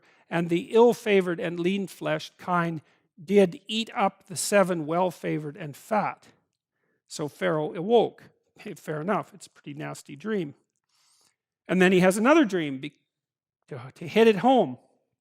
And he slept and dreamt the second time, and behold, 7 ears of corn came up upon one stalk, rank and good. And behold, 7 thin ears and blasted with the east wind sprung up after them. And the 7 thin ears devoured the 7 rank and full ears. And Pharaoh awoke and beheld it was a dream. And then it says a little later, and for that the dream was doubled unto Pharaoh twice. It is because the thing is established by God, and God will shortly bring it to pass. It's interesting, because one of the better theories about dreams is that they're part of the way that the right and left hemisphere communicate, or maybe the non-verbal part of the brain communicates with the verbal part of the brain. And so the non-verbal part of the brain, which is less differentiated and thinks more globally, is looking for patterns and anomalies in the world, things that don't fit well with the current way of conceptualizing the world, things that make you anxious and uncertain. And those are things you haven't mastered, right? So they don't fit well into your conceptualization of the world by definition, because if you had mastered them, they wouldn't make you anxious and nervous. And so the nonverbal parts of your brain are like an alarm system. They're looking around for places where you're probably wrong. And then they put those in images and try to conceptualize them so that you can update your model of reality to take them into account. But that also produces a fair bit of negative emotion, especially at night. And so we know if you deprive people of dreams that they go insane very rapidly, animals as well. It's a necessary part of mental equilibrium. The way you do that with rats, in case you want to know, is that if you've got rats that you want to drive insane, this is how you do it. So you put the rat on like a pedestal that's pretty small, and then when that's surrounded by water, and then when he falls asleep, his nose hits the water, and then he wakes up, and so you can deprive the rat of sleep, and the rats don't respond to that very well after some period of time. So that's one of the ways that that's been discovered. But anyways, the dream does seem to be an update mechanism, and so if you have a very powerful dream, like a nightmare, especially if it's repeating, it's like something is trying to hammer on the door that needs to be let in. And often you don't know how to let it in. That's a problem. So, but then Pharaoh sent and called Joseph, because he had talked to his butler. And they brought him hastily out of the dungeon, and Joseph shaved himself and changed his clothes and came in unto Pharaoh. I guess he didn't want to shock Pharaoh with how people dressed in the prison. And Pharaoh said unto Joseph, I have dreamed a dream, and there's none that can interpret it. And I've heard say of thee that you can understand a dream to interpret it. And Joseph said, it's not me. God will give Pharaoh an answer of peace.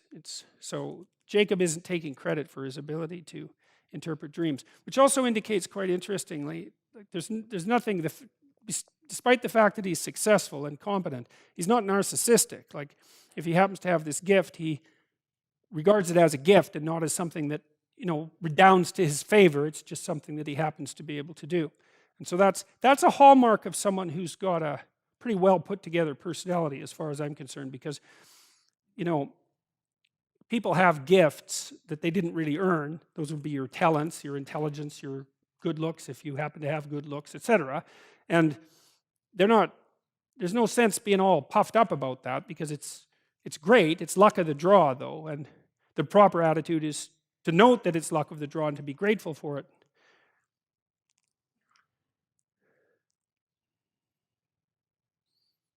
It's quite a fine painting, that one.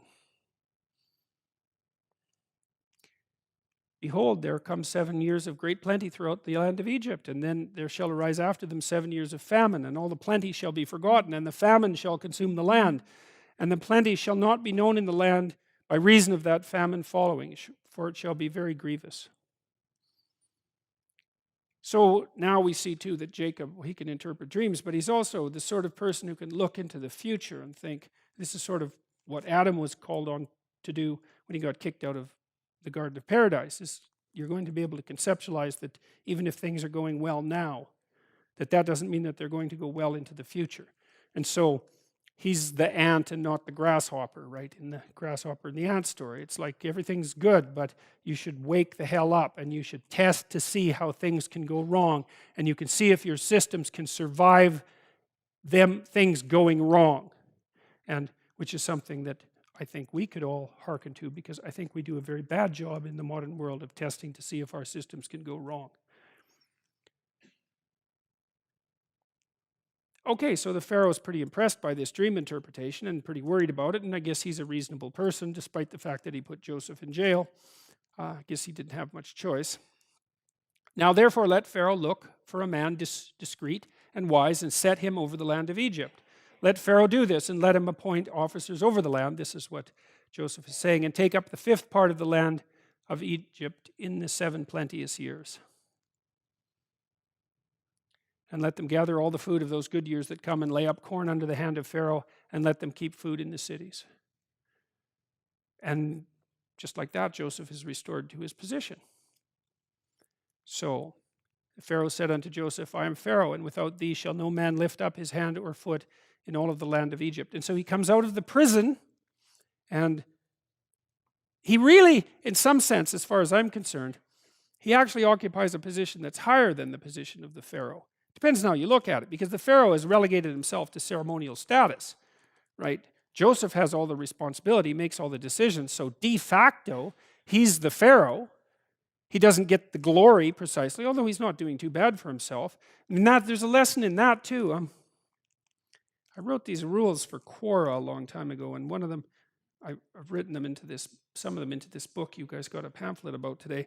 One of the rules that I didn't write about was, note that opportunity lurks where responsibility has been abdicated, which is really interesting, I think. I mean, I've seen people in their jobs, they say things like, well, the guy I work with doesn't do any work. It's like, well, you could do it.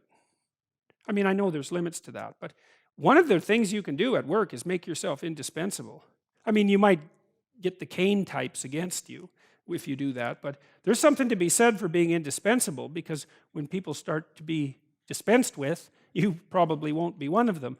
Or even if you are, then the fact that you're indispensable just means you can go somewhere else and be indispensable there, and that's just as useful. So it's very, very difficult to permanently put down someone who's really good at doing things, because they can just go off and do them somewhere else. And one of the ways that you get like that is to take responsibility when someone else is failing to do so. And you think, well, I shouldn't have to do that. That's one way of thinking about it. Another way of thinking about it is, oh good, I get to do that. And the 7 years of plenteousness that was in the land of Egypt were ended, and the 7 years of dearth began to come, according as Joseph has said. And the dearth was in all the lands. Well, that's an archetypal story, right? In the archetypal story, it's the business cycle story. It's a little harsher when you're starving, obviously, but that's not the point. The point is that sometimes things are getting good and sometimes things are getting bad. And you can be sure that that's the case. That's going to happen to you. And so the wise person takes stock of the fact that things are going to get bad. This is the same thing that happens with Noah. It's like, assume the flood, because it's going to happen. And you think, well, it's a hell of a world that has floods. It's like, not if you have a boat, right? It helps a lot if there's a flood and you have a boat. It's like you can float on the flood, and then it's not such a problem. And so if you refuse to look at the fact that things are going to be going downhill badly, and that you're going to be in a pit at some point, you and your family perhaps, then when it happens, it will be as bad as it possibly can be. But if you're awake and alert to that possibility, then you can mitigate it. And the dearth was in all the lands, but in the land of Egypt there was bread. And when the land of Egypt was famished, the people cried to Pharaoh for bread. And Pharaoh said unto the Egyptians, go to Joseph. What he says to you to do, you do that. And the famine was all over the face of the earth. And Joseph opened up the storehouses and sold to the Egyptians. And the famine waxed sore in the land of Egypt. And all the countries came into Egypt to Joseph to buy corn, because the famine was sore in all the lands. Now when Jacob saw that there was corn in Egypt, Jacob said unto his sons, why are you standing around looking at each other? He said, I've heard that there's corn in Egypt. Get down there and buy for us so that we may live and not die. It's like pretty straightforward advice, that. And Joseph's 10 brothers went down to buy corn in Egypt. But Benjamin, Joseph's brother, so that's the youngest one, right? The only one left, that's the one that was younger than Joseph, the only youngest one. And also Rachel's other son. But Benjamin, Joseph's brother, Jacob didn't send because he was worried that something bad would happen to him, which kind of indicates to me that maybe Jacob was a bit suspicious about what had happened to Joseph the last time he sent all the brothers on an adventure. And Joseph was the governor over all the land, and he it was that sold to all the people of the land. And Joseph's brothers came and bowed down themselves before him with their faces to the earth. Well, there's the dream. Now, the thing is, too, is that one question you have in your life is, who should you bow down to? And you might say, no one. But that's not exactly the right answer, because that means that you don't have an ideal, because you bow down to your ideal. That's what makes it an ideal. And if you don't have an ideal, then what the hell are you going to do? So you have to bow down to something. And so what happens here is, well, the brothers are bowing down to the person who's so bloody resilient and competent that they can take themselves out of a prison and become the ruler of the land. That happened to Václav Havel, right, in Czechoslovakia. It also happened to Mandela in South Africa. Like, these things actually happen. It's really something. So God only knows what you might learn in prison. So they bow down to Joseph, and properly so. You know, he is, even without his coat, he's still the person with the coat of many colors. And Joseph saw his brothers, and he knew them, but he made themselves strange unto them. It's a number of years have passed. And he spoke roughly unto them, and he said unto them, where do you come from? And they said, from the land of Canaan, to buy food. And Joseph knew who his brothers were, but they didn't know who he was. And they came back to Jacob, their father, and told him all that befell him, and said, the man who's lord of the country spoke roughly to us and took us for spies. And we said to him, we're true men, honest men. We're not spies. We be 12 brothers, sons of our fathers. One is not, and the youngest is this day with our father in the land of Canaan. And the man said, here's how I'll know that you're honest men. Leave one of the brothers here with me and take some food for the famine of your households and be gone. And then bring your youngest brother to me. Then I'll know that you're not spies, but that you're honest men. And I'll deliver the other brother, and ye shall trade in the land, so you don't have to starve to death. And it came to pass as they emptied their sacks that, behold, every man's bundle of money was in his sack. And when both they and their father saw the bundles of money, they were afraid. So they had bought food from Joseph, and he gave them the food, and then he put all their money back in their sacks, which I could imagine would worry them to some degree. And Jacob said, me you have already bereaved of my children. Joseph is not, and Simeon is not. Now you'll take Benjamin away. All these things are against me. And Reuben spake unto his father, saying, slay my 2 sons if I bring him not to thee. Deliver him into my hand, and I will bring him to thee again. And he said, no, my son shall not go down with you, for his brother is dead, and he's left alone. If mischief befall him by the way in the which you shall go, then you shall bring down my gray hairs with sorrow to the grave. Now, there's a hint. See, what happens in the last part of the Jacob story, the Joseph story, is, and this is associated with the idea of putting your house in order, your individual house in order, and then putting your family's house in order, let's say. It's reversed a little bit in this story because Joseph puts himself together and then he puts the state of Egypt in order, which is really quite interesting because Egypt is the canonical tyranny, right, in the Old Testament. And so the idea is very, very clear here that the person who wears the coat of many colors can put the tyranny right. And then the next extension is, well, he has to put his family right. Now, generally the progression would be put yourself right, then put your family right, then put the state right, something like that. It doesn't really, if you can do it in a different order, that's probably okay too. But, so that's what happens at the end of the story is that, Joseph is doing pretty damn well, and so is the state that he serves. But that isn't good enough for him. He wants his family to be functional and put together properly, even though they did terrible things to him. And that's very interesting because once someone does terrible things to you, then the logical thing or a logical thing to think is, well, go to hell in a handbasket, like you deserve exactly what you get. But it's not a very productive attitude, especially if you're around people that you have to be around. So like if it's your family and you go have a family dinner and one of you punches the other and then the other punches you back and then that's like the family dinner for the next 30 years. It doesn't seem to be very productive even if you're the person who happened to get in the last blow. Because you're going to have to put up with them, at minimum, it might be nice to just let what you can go and work towards making things better.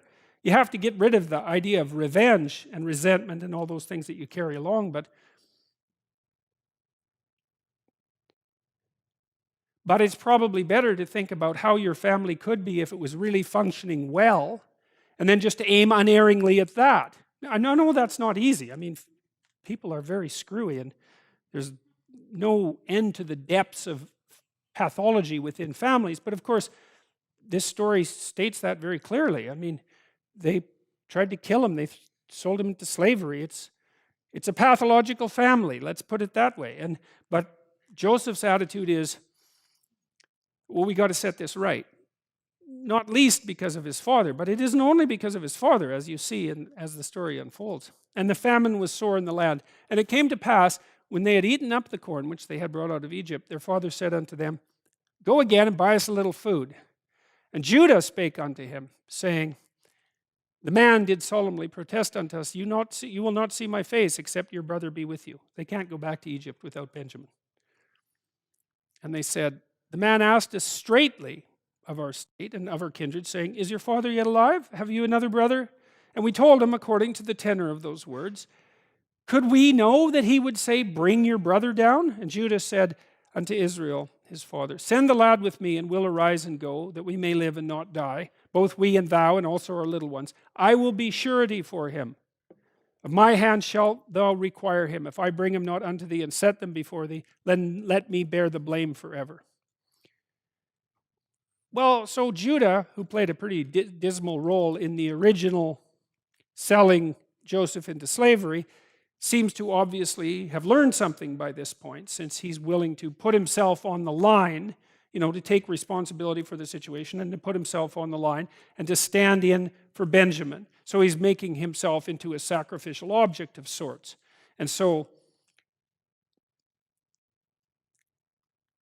the game that Joseph's playing, because he's sort of teasing his brothers, but he's also testing them. The game that he's playing is twofold. One is, have you bloody well learned anything, or are you just as corrupt and useless as you were before? That's game number one. And game number two is, maybe if I poke and prod you and put you into a relatively difficult and mysterious situation, I can get you to clue the hell in and adopt some responsibility, and we can move this whole mess forward. And so that seems to be happening. So Judah is taking responsibility, and Reuben did that as well. And the men took presents, and they took double money in their hand, and Benjamin, and rose up and went down to Egypt and stood before Joseph. And when Joseph saw Benjamin with them, he said to the ruler of his house, "Bring these men home and slay and make ready food, for these men shall dine with me at noon." And the man did as Joseph bade, and the man brought the men into Joseph's house. And when Joseph came home, they brought him the presents which was in their hand, and bowed themselves again to him to the earth. And he asked them of their welfare, and said, "Is your father well, the old man of whom you spake? Is he yet alive?" And they answered, "Thy servant, our father, is in good health. He's yet alive." And they bowed down their heads and made obeisance. And he lifted up his eyes and saw his brother Benjamin, his mother's son, and said, "Is this your younger brother of whom ye spake unto me?" And he said, "God be gracious unto thee, my son." And Joseph made haste, for his bowels did yearn upon his brother, and he sought where to weep. And he entered into his chamber and wept there. And he washed his face and went out and refrained himself and said, "Set on the bread." And they sat before them. Now he plays another trick on his brother. So he has them all sit at the table, but he lines them up according to age. And so he's trying to, what is he trying to do? He's trying to freak them out, fundamentally. And he manages that because they have no idea how in the world he could possibly pull something like that off. They think it's magic. And the men marveled at one another. And he took and sent messes unto them from before him, but Benjamin's mess was 5 times as much as any of theirs. So what's he doing? Well, he's testing his brothers again. The fact that when he was the child Joseph, that he got more, meant that his brothers got terribly jealous and then murderous, right? And so now he's doing the same thing with Benjamin. He's thinking, okay, well, I'll give this kid more than his share, and I'll watch how these reprobates behave and see if they've learned anything. And he commanded the steward of his house, saying, "Fill the men's sack with food as much as they can carry, and put every man's money in the sack as well. And put my cup, the silver cup, in the sack's mouth of the youngest, and his corn money." And the steward did according to the word that Joseph had spoken. As soon as the morning was light, the men were sent away along with their transportation. The cup is found in Benjamin's sack. Well, so Benjamin's kind of young. And Joseph sends out people to find out where the cup is gone, and they find it in Benjamin's sack. And they're very upset about this. They said that a harsh punishment would befall whoever had the cup in his sack. They rent their clothes and laid at every man his ass and returned to the city. Judah and his brethren came to Joseph's house, for he was yet there, and they fell before him on the ground, very unhappy and apologetic. And Joseph said unto them, "What deed is this that you have done? Don't you know that a man like I can certainly divine? I know what's going on." And Judah said, "What shall we say? What shall we speak? Or how can we possibly clear ourselves? God found out the iniquity of thy servants. Behold, we are your servants, both we and also he with whom the cup is found." And he said, "God forbid that I should do so, but the man in whose hand the cup is found, he shall be my servant. And as for you, get you up in peace to your father." It's the discovery of the cup.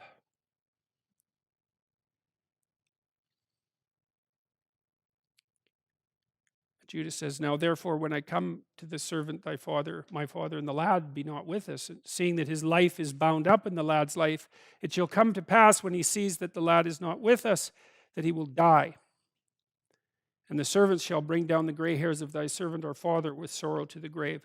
For thy servant became surety for the lad unto my father, saying, If I bring him not unto thee, then I shall bear the blame to my father forever. Now therefore I pray thee, let me stay instead of the lad, and let the lad go with his brothers. For how shall I go up to my brother, and the lad be not with me? Lest peradventure I shall see the evil that will come on my father." Okay, so what's happened? Well, they learned their lesson. So now Judah again is willing to stand in the place of Benjamin and become a slave himself.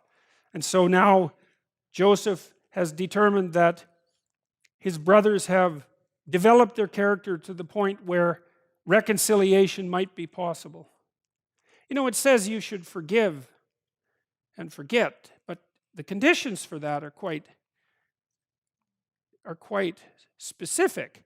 You know, if you have a dispute with someone and they've wronged you in some sense and they apologize, the question is, well, what's the apology? Well, it's a layout of a rationale. It's something like, as far as I can tell, here's the reasons I did this horrible thing, and here's what I've learned from it, and here's what I'm going to do to try not to do it again, and would you give me another crack at it? That's the proper repentance, right? And then you forgive, because you're an idiot too, and you'll probably do something stupid, and maybe you'd like the same kind of break at some point. And besides, if we all held each other completely to account at all possible times for everything, then it'd just be hopeless, because there'd be no room for error. So the forgiveness which Joseph is showing is wise forgiveness. He's not going to put himself out on the line for people who haven't learned, so that the same stupid thing can happen again, so that they can continue to spread misery wherever they go. He's going to find out if they've clued in a little bit, and then if so, then they can move on with putting a family together. And so that breaks him up. He says Joseph could not refrain himself before all of them that stood by him. And he cried. And then he said, "Get every man away from me." So all the people except for Joseph's brother left. And there stood no man with him while Joseph made himself known unto his brothers. And Joseph said, "I'm Joseph. Is my father still alive?" And his brothers could not answer, for they were troubled at his presence. It's like, yeah. Understatement of the decade there. And Joseph said unto his brothers, "Come near to me, I pray you." And they came near, and he said, "I am Joseph, your brother, who you sold into Egypt. But don't be grieved or angry with yourselves that you sold me hither, for God did send me before you to preserve life. So now it was not you that sent me here, but God. And he's made me a father to Pharaoh, and lord of all his house, and a ruler throughout all the land of Egypt. Hurry and go to my father and say unto him, Thus say thy son Joseph, God hath made me lord of all Egypt. Come down unto me, and tarry not. And thou shalt dwell in the land of Goshen, and thou shalt be near unto me, thou and thy children, and thy children's children, and thy flocks, and thy herds, and all that thou hast.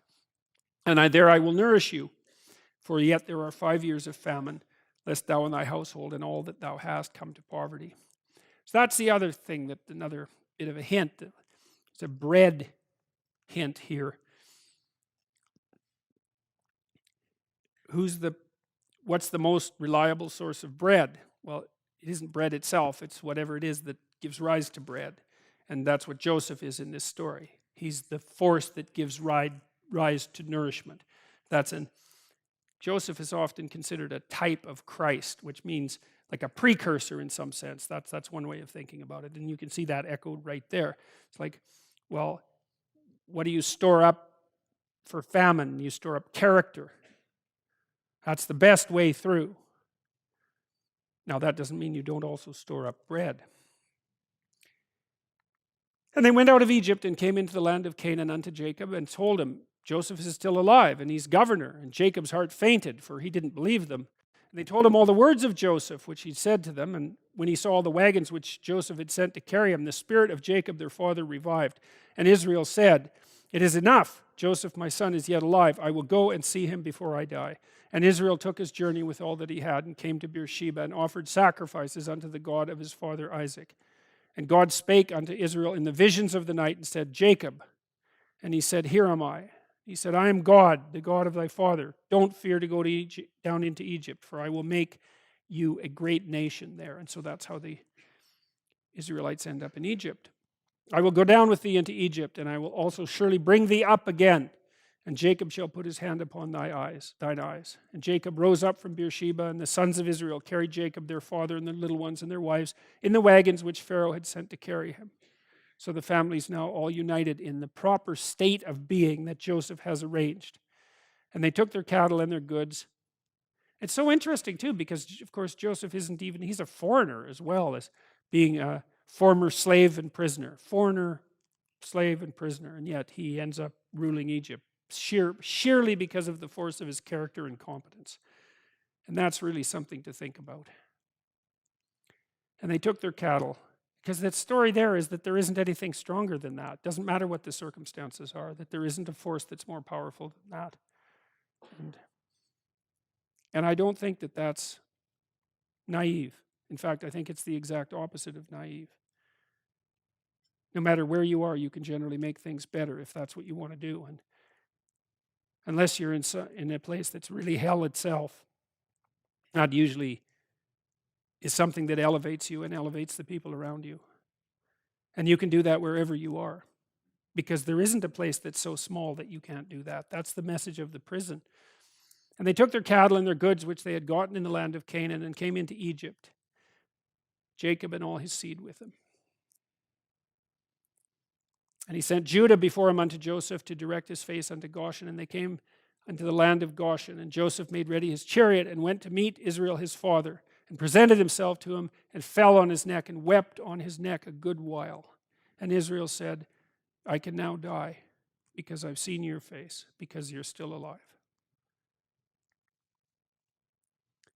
And Pharaoh spake unto Joseph, saying, Thy father and thy brethren are come unto thee, and the land of Egypt is before thee. In the best of the land your father and brothers can dwell. In the land of Goshen let them dwell. And if there now know any men of activity among them, then make them rulers over my cattle. Gives them a job. And Joseph brought in Jacob his father and set him before Pharaoh. And Jacob blessed Pharaoh. That's a very interesting little turn of events, because you'd expect the opposite under those circumstances. So it appears that Jacob was a man of relatively great self-possession, because that's not you wouldn't bless Queen Elizabeth in all likelihood, unless you had a lot of gall. And Pharaoh said unto Jacob, How old are you? And Jacob said, I'm 130 years. Few and evil have been the days of the years of my life, and I've not attained unto the days of the years of the life of my fathers, in the days of their pilgrimage. And Jacob blessed the Pharaoh and went out from before Pharaoh. And Israel dwelt in the land of Egypt, in the country of Goshen, and grew and multiplied exceedingly. And Jacob lived in the land of Egypt 17 years. So the whole age of Jacob was 147 years. And the time drew nigh that Israel must die. And he called his son Joseph and said unto him, If I have now found grace in thy sight, put, I pray thee, thy hand under my thigh, and deal kindly and truly with me. Bury me not, I pray thee, in Egypt. But I will lie with my fathers, and thou shalt carry me out of Egypt and bury me in their burying place. And Joseph said, I will do as you have said. And it came to pass after these things that one told Joseph, Behold, thy father is sick. And he took with him his two sons, Manasseh and Ephraim. And one told Jacob and said, Behold, thy son. And one told Jacob and said, Behold, thy son Joseph cometh unto thee. And Israel strengthened himself and sat upon the bed.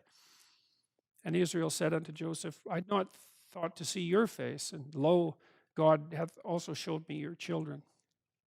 And Joseph brought them out from between his knees, and bowed himself with his face to the earth. And Joseph took them both, Ephraim in his right hand towards Israel's left hand, and Manasseh in his left hand toward Israel's right hand, and brought them near unto him.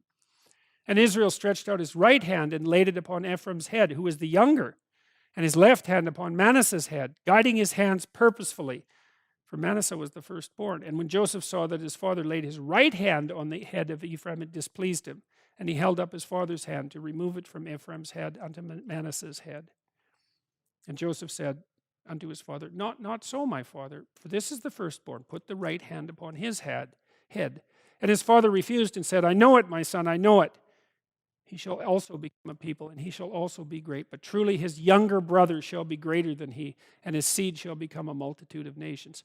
Another repeat of the same thing that happens continually. It says when God wants to intervene in human affairs, what he does is invert tradition. It's something like that.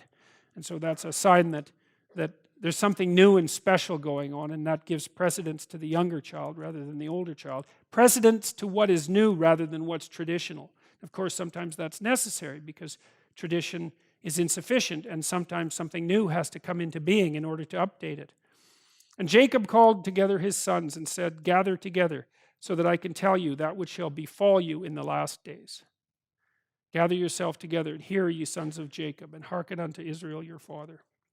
Reuben, I'm not going to go through all 12 of these. Reuben, thou art my firstborn, my might, and the beginning of my strength, the excellency of dignity and the excellency of power. Now, the story is quite interesting here because Jacob blesses Joseph's sons before he blesses his own sons. And so what he's doing is placing the rights of the firstborn into the sons of his favorite son. And then he goes to his sons. And so that has implications for the way the biblical stories lay themselves out from thenceforward. The excellency of dignity and the excellency of power. Unstable as water, thou shalt not excel, because thou wentest up to thy father's bed, then defiled it. He went up to my couch. You may remember that Reuben slept with his father's concubine. Simeon and Levi are brethren. Instruments of cruelty are in their habitations. So that painting there, what happened with Simeon and Levi was that somebody lay with their sister Dinah and then offered to marry her, and then became circumcised because that was part of the deal, and then had all their men circumcised, and then Simeon and Levi went in when they were recovering and killed them all. And then Jacob and all his people had to leave because, well, that irritated their relatives. So Simeon and Levi are brethren. Instruments of cruelty are in their habitations. O my soul, come not thou into their secret. Unto their assembly mine honor be not thou united. For in their anger they slew a man, and in their self-will they digged down a wall. Cursed be their anger, for it was fierce, and their wrath, for it was cruel. I will divide them in Jacob and scatter them in Israel. Judah, thou art he whom my brethren shall praise. Thy hand shall be in the neck of thine enemies. Thy father's children shall bow down before thee. Judah is a lion's whelp. From the prey, my son, thou art gone up. He stooped down. He couched as a lion and as an old lion. Who shall rouse him up? The scepter shall not depart from Judah, nor a lawgiver from between his feet until Shiloh come. And unto him shall the gathering of the people be. Joseph is a fruitful bough, even a fruitful bough by a well, whose branches run over the wall. The archers have sorely grieved him and shot at him and hated him. But his bow abode in strength, and the arms of his hands were made strong by the hands of the mighty God of Jacob. For thence is the shepherd, the stone of Israel. Even by the God of thy father, who shall help thee, and by the Almighty, who shall bless thee with the blessings of heavens above, blessings of the deep that lieth under, blessings of the beasts, breasts, and of the womb. The blessings of thy father have prevailed above the blessings of my progenitors unto the utmost bound of the everlasting hills. They shall be on the head of Joseph, and on the crown of the head of him that was separate from his brethren. All these are the 12 tribes of Israel. And this is it, that their father spake unto them and blessed them, every one according to his blessing.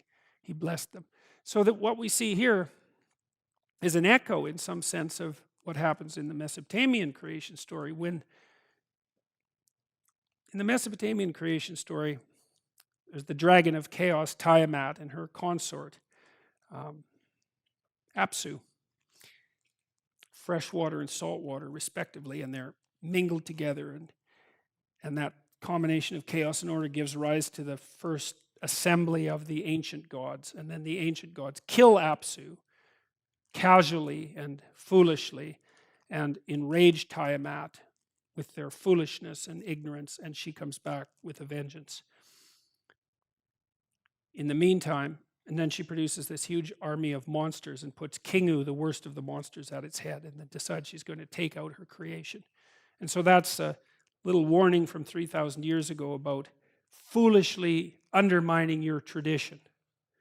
So anyways, the gods in their frenzy go out and try to fight against Tiamat, and they come back with their tails between their legs continually. But then a new god appears on the scene, and that's Marduk. He's got eyes all the way around his head, and he can speak words of magic. And they know that there's something new about this newest god. It's his capacity for vision and his capacity for articulate speech. And so they say, well, why don't you go out and try to deal with the chaos? And Marduk says, yeah, okay, no problem, but here's the deal. You elect me top god, and now I determine the destiny of the world. And so they're desperate because like Tiamat is coming to get them. That's chaos with the worst of all possible monsters. They're probably thinking he's not going to win anyways. And so they agree, and out he goes, and he confronts Tiamat, who's the goddess of chaos, and he cuts her into pieces, and he makes the world out of her pieces. And one of his names is He Who Makes Ingenious Things Out of the Combat with Tiamat, which is so interesting. That's a remarkable bit of nomenclature. So who should be at the pinnacle? The force that sees and speaks and goes out to confront chaos voluntarily. You know how many years it took people to figure that out? That's like the pinnacle discovery of humanity. That's what that is. And it's echoed here. You know, you see Simeon and Levi, they're too angry. The other brothers, they all have flaws and faults of various sorts. And so they're not elevated to the highest place. But Joseph, because he has his coat of many colors, and because he lands on his feet no matter where he goes, and because he's not resentful and bitter and malevolent and genocidal, and he's not shaking his fist at the sky or yelling at God because of Trump, let's say, then he's the right representative of the 12 tribes. And so that's brilliant. It's a brilliant story. All these are the 12 tribes of Israel, and this is it, that their father spake unto them and blessed them. Everyone according to his blessing, he blessed them. When Jacob had made an end of commanding his sons, so it's the last thing he does to state, he knows that these are the 12 tribes that will progress into the future of this people. And now he's trying it. The last thing he does is to try to hierarchically organize their relative virtues as an indication of what has been learned. And when Jacob has made an end of commanding his sons, he gathered up his feet into the bed and yielded up the ghost and was gathered unto his people. And Joseph fell upon his father's face and wept upon him and kissed him. And Joseph commanded his servants, the physicians, to embalm his father. And the physicians embalmed Israel. And when the days of his mourning were past, Joseph spake unto the house of Pharaoh, saying, If now I have found grace in your eyes, speak, I pray you, in the ears of Pharaoh, saying, My father made me swear, saying, Lo, I die. In my grave which I have digged for me in the land of Canaan, there shalt thou bury me. Now therefore let me go up, I pray thee, and bury my father, and I will come again. And Pharaoh said, Go up and bury thy father, according as he made thee swear. For his sons carried him into the land of Canaan, and buried him in the cave of the field of Machpelah, which Abraham bought with the field for a possession of burying place of Ephron the Hittite before Mamre. And Joseph returned unto Egypt, he and his brethren, and all that went up to him, and all that went up with him to bury his father after he had buried his father. And when Joseph's brethren saw that their father was dead, they said, Joseph will now hate us, and will certainly pay back to us all the evil which we did unto him. And they sent a messenger, saying, Thy father did command before he died, saying, For shall ye say unto Joseph, Forgive, I pray thee now, the trespass of thy brethren and their sin. Pretty snivelly, really. For they did unto thee evil, and now we pray thee, forgive the trespass of the servants of the God of thy father. And Joseph wept when they spake unto him. And his brethren also went and fell down before his face, and they said, Behold, we be thy servants. And Joseph said unto them, Fear not, for am I in the place of God? But as for you, you thought evil against me, but God meant it unto good, to bring to pass, as it is this day, to save much people alive. Now therefore fear ye not, I will nourish you and your little ones. And he comforted them and spake kindly unto them.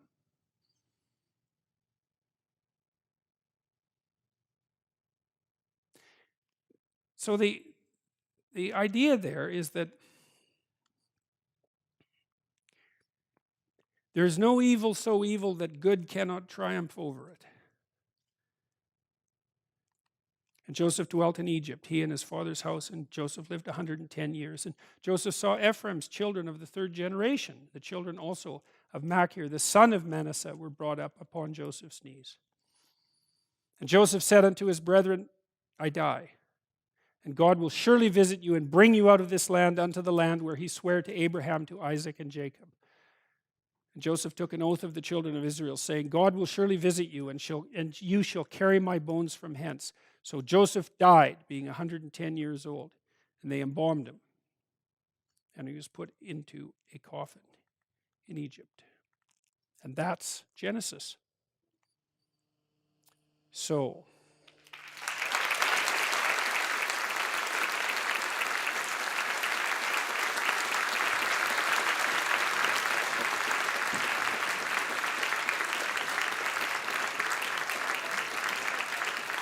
thank you all for persevering.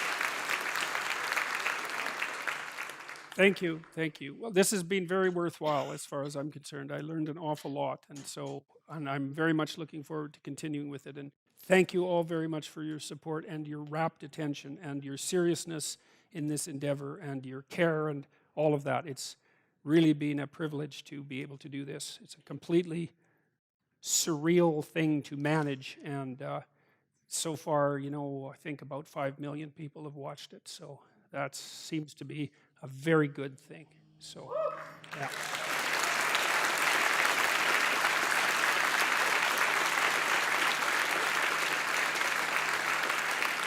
Okay, so I'm going to ask the questioners, if you've asked a question in the last 3 sessions, please don't ask a question today, because I never get through everyone, and so I'd like to have some questions from people that I haven't answered questions from before, if that's okay. Hi, Professor Peterson. Just a 2-second thank you very much from my community and the Jewish community. So many people have been inspired by you to be better people, and I wouldn't be able to speak to you without saying that, so thank you very much. A couple of things. The first thing I wanted to do is make a quick comment that you might find interesting, that in the Jewish astrological calendar, we read the yearly cycle of the 5 books of Moses, and it just so happens that we are reading this part of the Torah story. So I found that very interesting. That's cool. And synchronistic. Yeah. Which brings me into a question that I wanted to ask you about, which is one question with 2 parts, about your knowledge of Hebrew. Because if you look at the Torah scrolls that you find in a synagogue, there are no vowels, there are no sentences, it is chaos and order is trying to be brought into it. I'm wondering, how knowledgeable are you of the Hebrew, which has many layers of dimension? I'm staggeringly ignorant of it. So, I read a lot of commentaries, right? I'm trying to zero in on like with each of the phrases that we went through today, I probably looked at 10 different commentaries. And then I have this underlying psychoanalytic knowledge that it's sort of like if you have a bunch of different templates to look at things through, and then something shines through all those templates at the same time, that's very unlikely. And so then you can, a coincidence is one thing, but 5 coincidences, that's no longer a coincidence, that's something else. And so I'm hoping that despite the fact that there's many, many things that I don't know, that there's enough things that I do know to kind of weave my way through this with some degree of utility, if not certainty. Yeah, because which is the second part, which I guess maybe you don't know, but the Midrashic, the Jewish oral stories that date back almost as long as these stories, which fill in a lot of mind-blowingly crazy, random, and so many details about these stories, and I was just wondering if you had encountered any of them before. I've encountered some of them, but again, it's well, as you know, it's a very, very rich tradition, and so I haven't encountered enough of it. Were you thinking of anything specifically in relationship to this story? Not in particular. I actually forgot it. I was intending to bring you a book of Midrashic stories. Well, that's a hell of a thing to say now. Well, I don't know. I felt like I had to say that. But yeah, maybe for the Exodus version, I'll bring you the book. All right. That would be good. Yeah, okay. Hi, Dr. Peterson.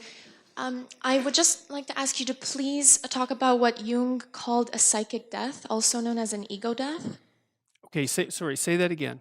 Would you please talk about what Jung referred to as a psychic death, also called an ego death? That's what happens when someone who loves you betrays you.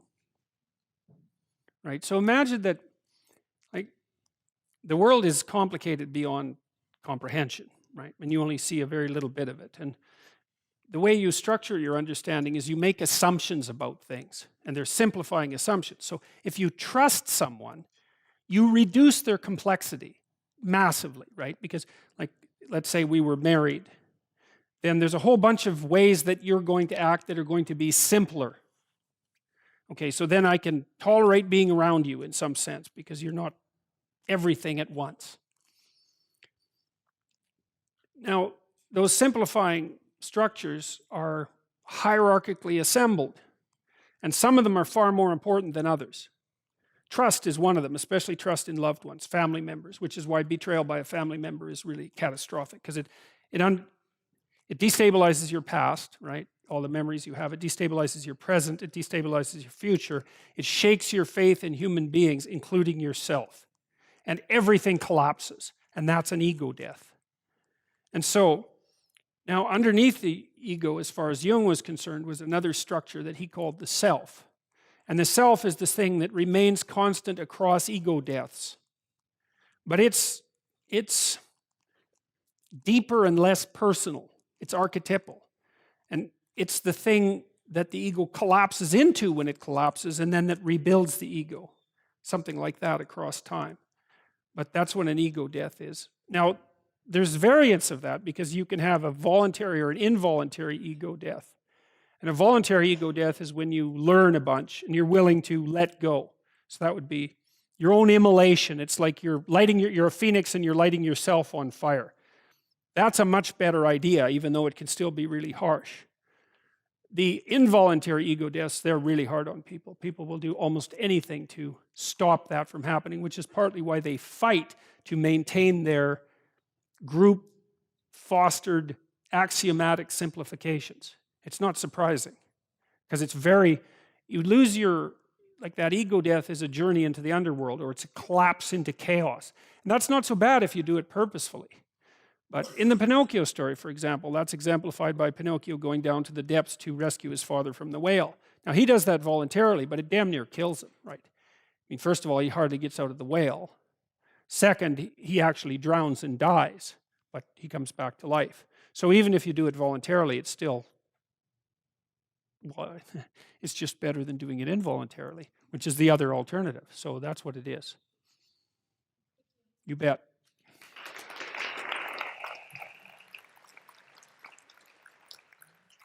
Hello, Dr. Peterson. So I've been listening back to all of these biblical lectures for the second time now, and I wanted to show you an observation I came upon, because I was trying to find a question that you haven't been asked before, which is harder than doing my Ryerson exams, that's for sure. So I've noticed, I think you're getting funnier. Oh, yes. Oh, no, I think Michael Corrin said that this week, I think, but the word he used was bizarre, I think. Yeah. Actually, I'm feeling better, so I actually have a sense of humor. It's hard to believe that, but so it sort of comes back when I'm not feeling like I'm going to die at any moment. So Yeah, I've basically noticed, one, you're making more attempts at jokes, so that's great.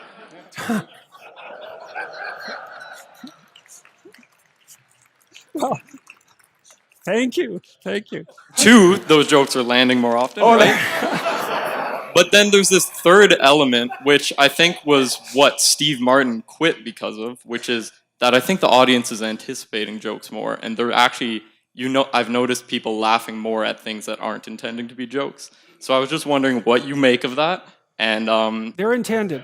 I'm hoping they're intended. Just because I keep a straight face doesn't mean they're not intended to be jokes. So, yeah. No, it's good. Look, one of the things is like and I've tried to keep this, I learned a while ago, probably about 5 years ago, that even when you're dealing with really serious matters, that if you're not handling it with a light touch, you're not an expert at it. You're not a master at it. And you think, well, there are some things that are so deep and dark that you can't handle them with a light touch.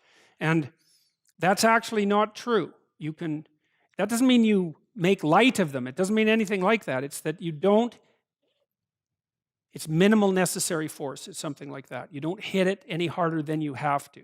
And it's an art when you're discussing serious matters. And so, well, one of the upshots of that is that because we're discussing serious matters and because serious matters are being discussed in the culture at large right now, it would be really good if everybody could keep their sense of humor. You know, and I see positive signs of that, like there's a lot of satirical activity on the net, you know, and that could easily catalyze into horror mob, but it isn't. It is, you know, that's happening to some degree, but a lot of it's satire and comedy, and as long as we can keep a sense of humor about this, then I think, well, we're not as close to disaster as we might be. And so one of the things that I have found rather ominous is that there are comedians, first of all, being persecuted for under free speech restriction legislation, which I think is absolutely appalling, but also that there are comedians now who won't perform on university campuses. John Cleese won't. Seinfeld, it's like, well, you know how offensive he is. It's no wonder that, I mean, he's like the straightest, nicest comedian you could possibly imagine. He won't perform on college campuses. I think Louis C.K. won't perform on, or anywhere else for that matter. But it's a bad sign. But no, humor is good. And it's interesting because I've been kind of watching how I'm represented on the web, weirdly enough. And there's all these memes that have emerged. I don't know, thousands of the bloody things. And most of them are comical. And that's good. Like people are whatever it is that they're doing, I don't know what the hell it is, but it's being done with a relatively light touch, and that's really, really good. That's how it should be. You got to have a sense of humor. I mean, it's one of the things that makes life bearable. So, or maybe even better than bearable. So, you bet.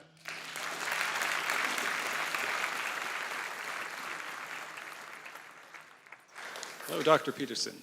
Just want to say what a great lecture series, and this is the last in this year, so Merry Christmas to you and your family. Thank you. Thank you. I just want to say this. Don't get too enthusiastic about that. I wrote you an essay of a question, and then I used the lecture, or the essay writing guide on Psych 230 to narrow it down to just a few pages, a few lines, and then during this this particular lecture, like the zigzag slide manifests again, and I thought, I basically just had all my questions answered. So basically, I want to ask the idea of you've made a lecture that was on YouTube many years ago, and you keep referring to Cain and Abel and the death of Abel by Cain and the curse, and I think, well, that was a single two brothers conflicting, but here we have in the sons of Jacob, the 12, there was one who was good, one who was an Abel archetype, and there were 11 that came after him. So that, I don't know, maybe there's something about the division or No, that's a good observation. I hadn't thought about that. Yeah. Well, I mean, there's a bit of variability because Reuben isn't quite as bad as the rest. But yeah, I would say it's probably easier for the Cain side to multiply. Luckily, it's not as powerful because it doesn't do anything. Like it yes, and you know, Jung was often accused of Manichaeanism. I'm not pronouncing that properly, but there was a variant of Christian dogma that held that good and evil were separate metaphysical realities, and that they were battling for governance of the cosmos, something like that. But they both had an independent existence. And the classical Christian idea, which won out over that, was that that good was real, but evil was the absence of good. Now that produced the absence of good produces all sorts of consequences. And it is interesting to read Jung because he does get kind of Manichaean in his discussions. And I think it was partly because he was so concerned about what happened in Nazi Germany and then with the Cold War afterwards, because evil seemed to be a palpable force. But I don't think that it's as powerful as good. But I do think it's easier for it to multiply because it's the easier path. It's easy to be resentful and hostile and bitter and do nothing. That's easy. It's horrible and it's hard on people, but it doesn't require a tremendous amount of faith or effort. So maybe that is why it's multiplied in the final story in Genesis. Yeah, and I've been reading ahead and for my own, based on the interest of the presented stories. And I keyed in on a few other books and chapters in the Bible, like 1 Corinthians 13, which is the love chapter. And that cycles through the idea of I can have all things in life, knowledge, power, but it's all passing. And now and forever are faith, hope, and love. And then, of course, love triumphs over all. Yeah, well, the love issue. See, I thought a lot about the relationship between love and truth because I've thought and talked a lot more about truth, and I think partly that's because love is a word that you can hardly even say because it's been so. It's like it's been dragged behind a car through mud puddles. It's something like that. But sorry, let me just finish elaborating this idea. But I think that the love idea is associated with, for me at least, with what I discussed at the beginning of this lecture with regards to faith. I think you have to make a decision about what your attitude towards being is going to be. And the proper attitude, in my estimation, is that you're working for its betterment. You know, and so maybe you have the same attitude towards being as you do towards someone that you love, like a son or a daughter or wife, that you want things to be better. And so that's your aim. So the aim is basically, the aim is motivated by love. You want things to be better. Because I think that's a good definition of love. Like, if you really care for someone, you can tell because you want things to be better for them. And then I think truth is nested inside that because I think that truth is the best servant of love. It's something like that.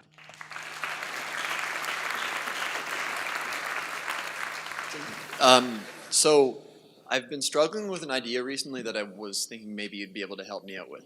Basically, in a recent interview, you talked about how myth is meant to reconcile inherent contradictions in reality, right? But I'm sort of stuck between two mythological or psychoanalytic ideas that I think are both really important, but they seem to have an inherent contradiction within them that I've been trying to figure out.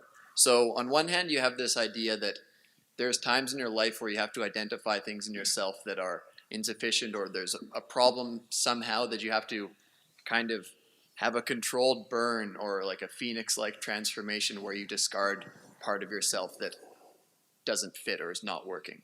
But then on the other hand, you have talked about this Jungian idea where as you become really, when you get older, you mature by reincorporating things about yourself that you lost when you were younger, or that, you know, you're trying to integrate your shadow, or you're trying to find parts of your personality that maybe you've been rejecting and try and figure out how to bring them into the fold or into the whole. So he's got this quote that I really like, which is, "I'd rather be whole than good." Right. So on one hand, you may identify something as a problem and you want to get rid of it or burn it off. But then on the other hand, it seems like the path to being stronger is to figure out how to put everything together. So one of the things Jung wrote about in his works on alchemy was an explanation of the prime alchemical dictum, which was solve coagula, which meant dissolve and integrate. Right. So imagine this. So imagine you had a fairly hostile father who was not very well controlled in his aggression. Decent person other than that, but let's say that. And so your reaction is, I'm never going to be aggressive.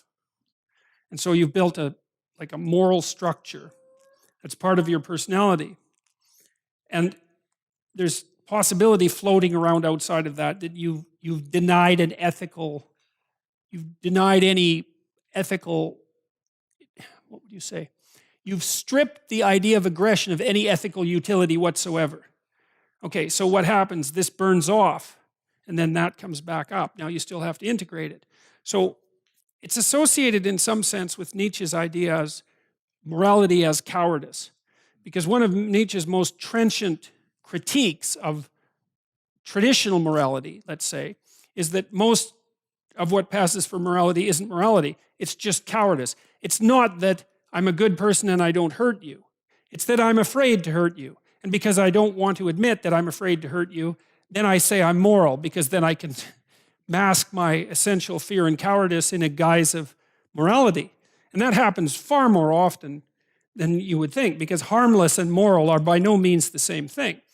So some of what you're burning off, you can sit, and this is where Freud was such a genius, I think, is because he concentrated on aggression and sexuality, which are perhaps the two most difficult parts of a personality to integrate. Said that the hypersimplified morality stops you from tapping into deeper recesses of your psyche. And it's partly because they're primal forces. It's not surprising that you don't want to have anything to do with them, that you stay away from situations where they might make themselves manifest. But the problem is, by denying the worst in yourself in that manner, or suppressing it, you preclude the possibility of the best. Because no one can be a good person without integrating their capacity for aggression. Because without that capacity for aggression, you cannot say no. Because no means, if you really say it, no means there isn't anything that you can do to me that will make me change my mind. Or conversely, it means I will play for higher stakes than you will. And unless you've got your aggression integrated, there isn't a chance you can say that. And if you did, no one would take you seriously, because they'd know it was just a show. So one of the most useful things that Jung did, I think, was to work on this idea of the integration of the shadow, because he was really interested in the idea of evil, right? Especially working with trying to parcel out what happened in Nazi Germany and during the Second World War. What do you do with the part of you that's aggressive and potentially malevolent? Do you just crush it? That's the superego response in some sense. Do you just put it behind you, so to speak? Is that a possibility? Or do you admit to its existence and bring it into the game? And that's, see, for Freud, in some sense, morality was superego clamping down on the id. And they were fundamentally opposed. Both Jung and Piaget had a different idea, and I think they were right. It's like, no, you invite the bad guys out to play. And so you're an aggressive hockey player, but it's disciplined aggression. That gives you access to a whole sorts of energy you wouldn't otherwise have.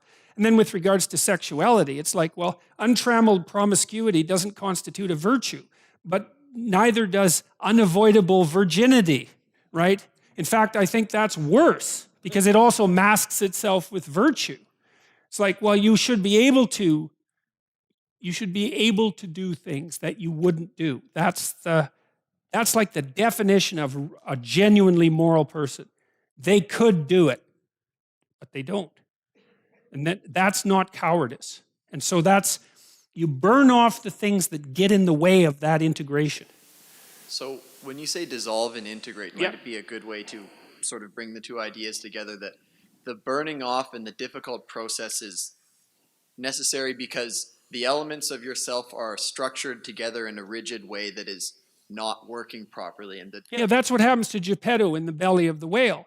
He's so caught in his presuppositions that he can't escape, right? And so Pinocchio represents the new force. So it's very interesting. So when you watch Pinocchio try to rescue him, the first thing Geppetto does is confuse Pinocchio with a fish, because he wants something to eat. But Pinocchio is better than something to eat because he can rescue him so he doesn't need to eat. And then Pinocchio wants to make a fire, and Geppetto objects because he's going to burn up all the furniture. It's like, we don't need the damn furniture if we're getting out of the whale, you know? And so Geppetto, and he's old, so that's the rigid structure. That's the old year that has to die off before the new year can be born. It's a forest fire that allows for new growth, and that's how those things are put together. And see, and it's useful to know too, because if you burn something off, you might think, well, there's nothing left. It's like, that's not true. If it's dead wood, then you have room for new growth. And you want to be doing that on a fairly regular basis. That's the snake that sheds its skin and transforms itself, right? That's the death and resurrection from a psychological perspective. It's exactly the same idea. Now, we don't know the upper limit to that, right? Because we don't know what a person would be like if they let everything that they could let go, and only let in what was seemly, let's say. But you can see that. It's funny. We don't know that to some degree. You can see people start to do that without, that's not a rare experience. And people improve very rapidly. They can improve their lives very rapidly. A lot of it's low-hanging fruit. Like, if you just stop doing really stupid things that you know are stupid, your life improves a lot. So, and it frees you up. It also means there's an element there that's also associated with pride.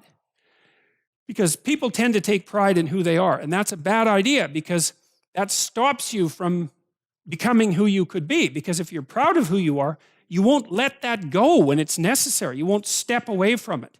And then you end up being your own parody, something like that.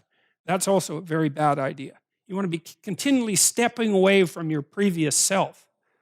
And so, and I guess part of that too is that you have to decide, are you order? Are you chaos, or are you the process that mediates between them? And if you're the process that mediates between them, you are the thing that transforms. And that's the right attitude for a human being, because that's what we are. We're the thing that voluntarily confronts chaos and transforms. That's what we are. And so for better or worse, that's our deepest biological essence, you might say. And so you can let things go if you know that there's more growth to come. So, yeah.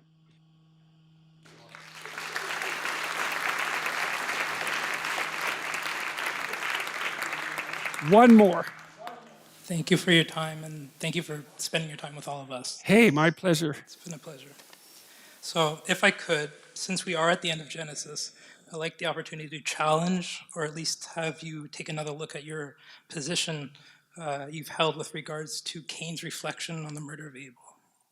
I bring this up because it's actually a part of Genesis that has bothered me for a while, and it's not because it's not as straightforward as it's presented usually, and I've been wrestling with it. So in this series, as well as in a couple of your Maps of Meaning lectures, you summarized it something to the effect of Cain coming to the conclusion that what he did leads to a punishment which is more than he believes he can face.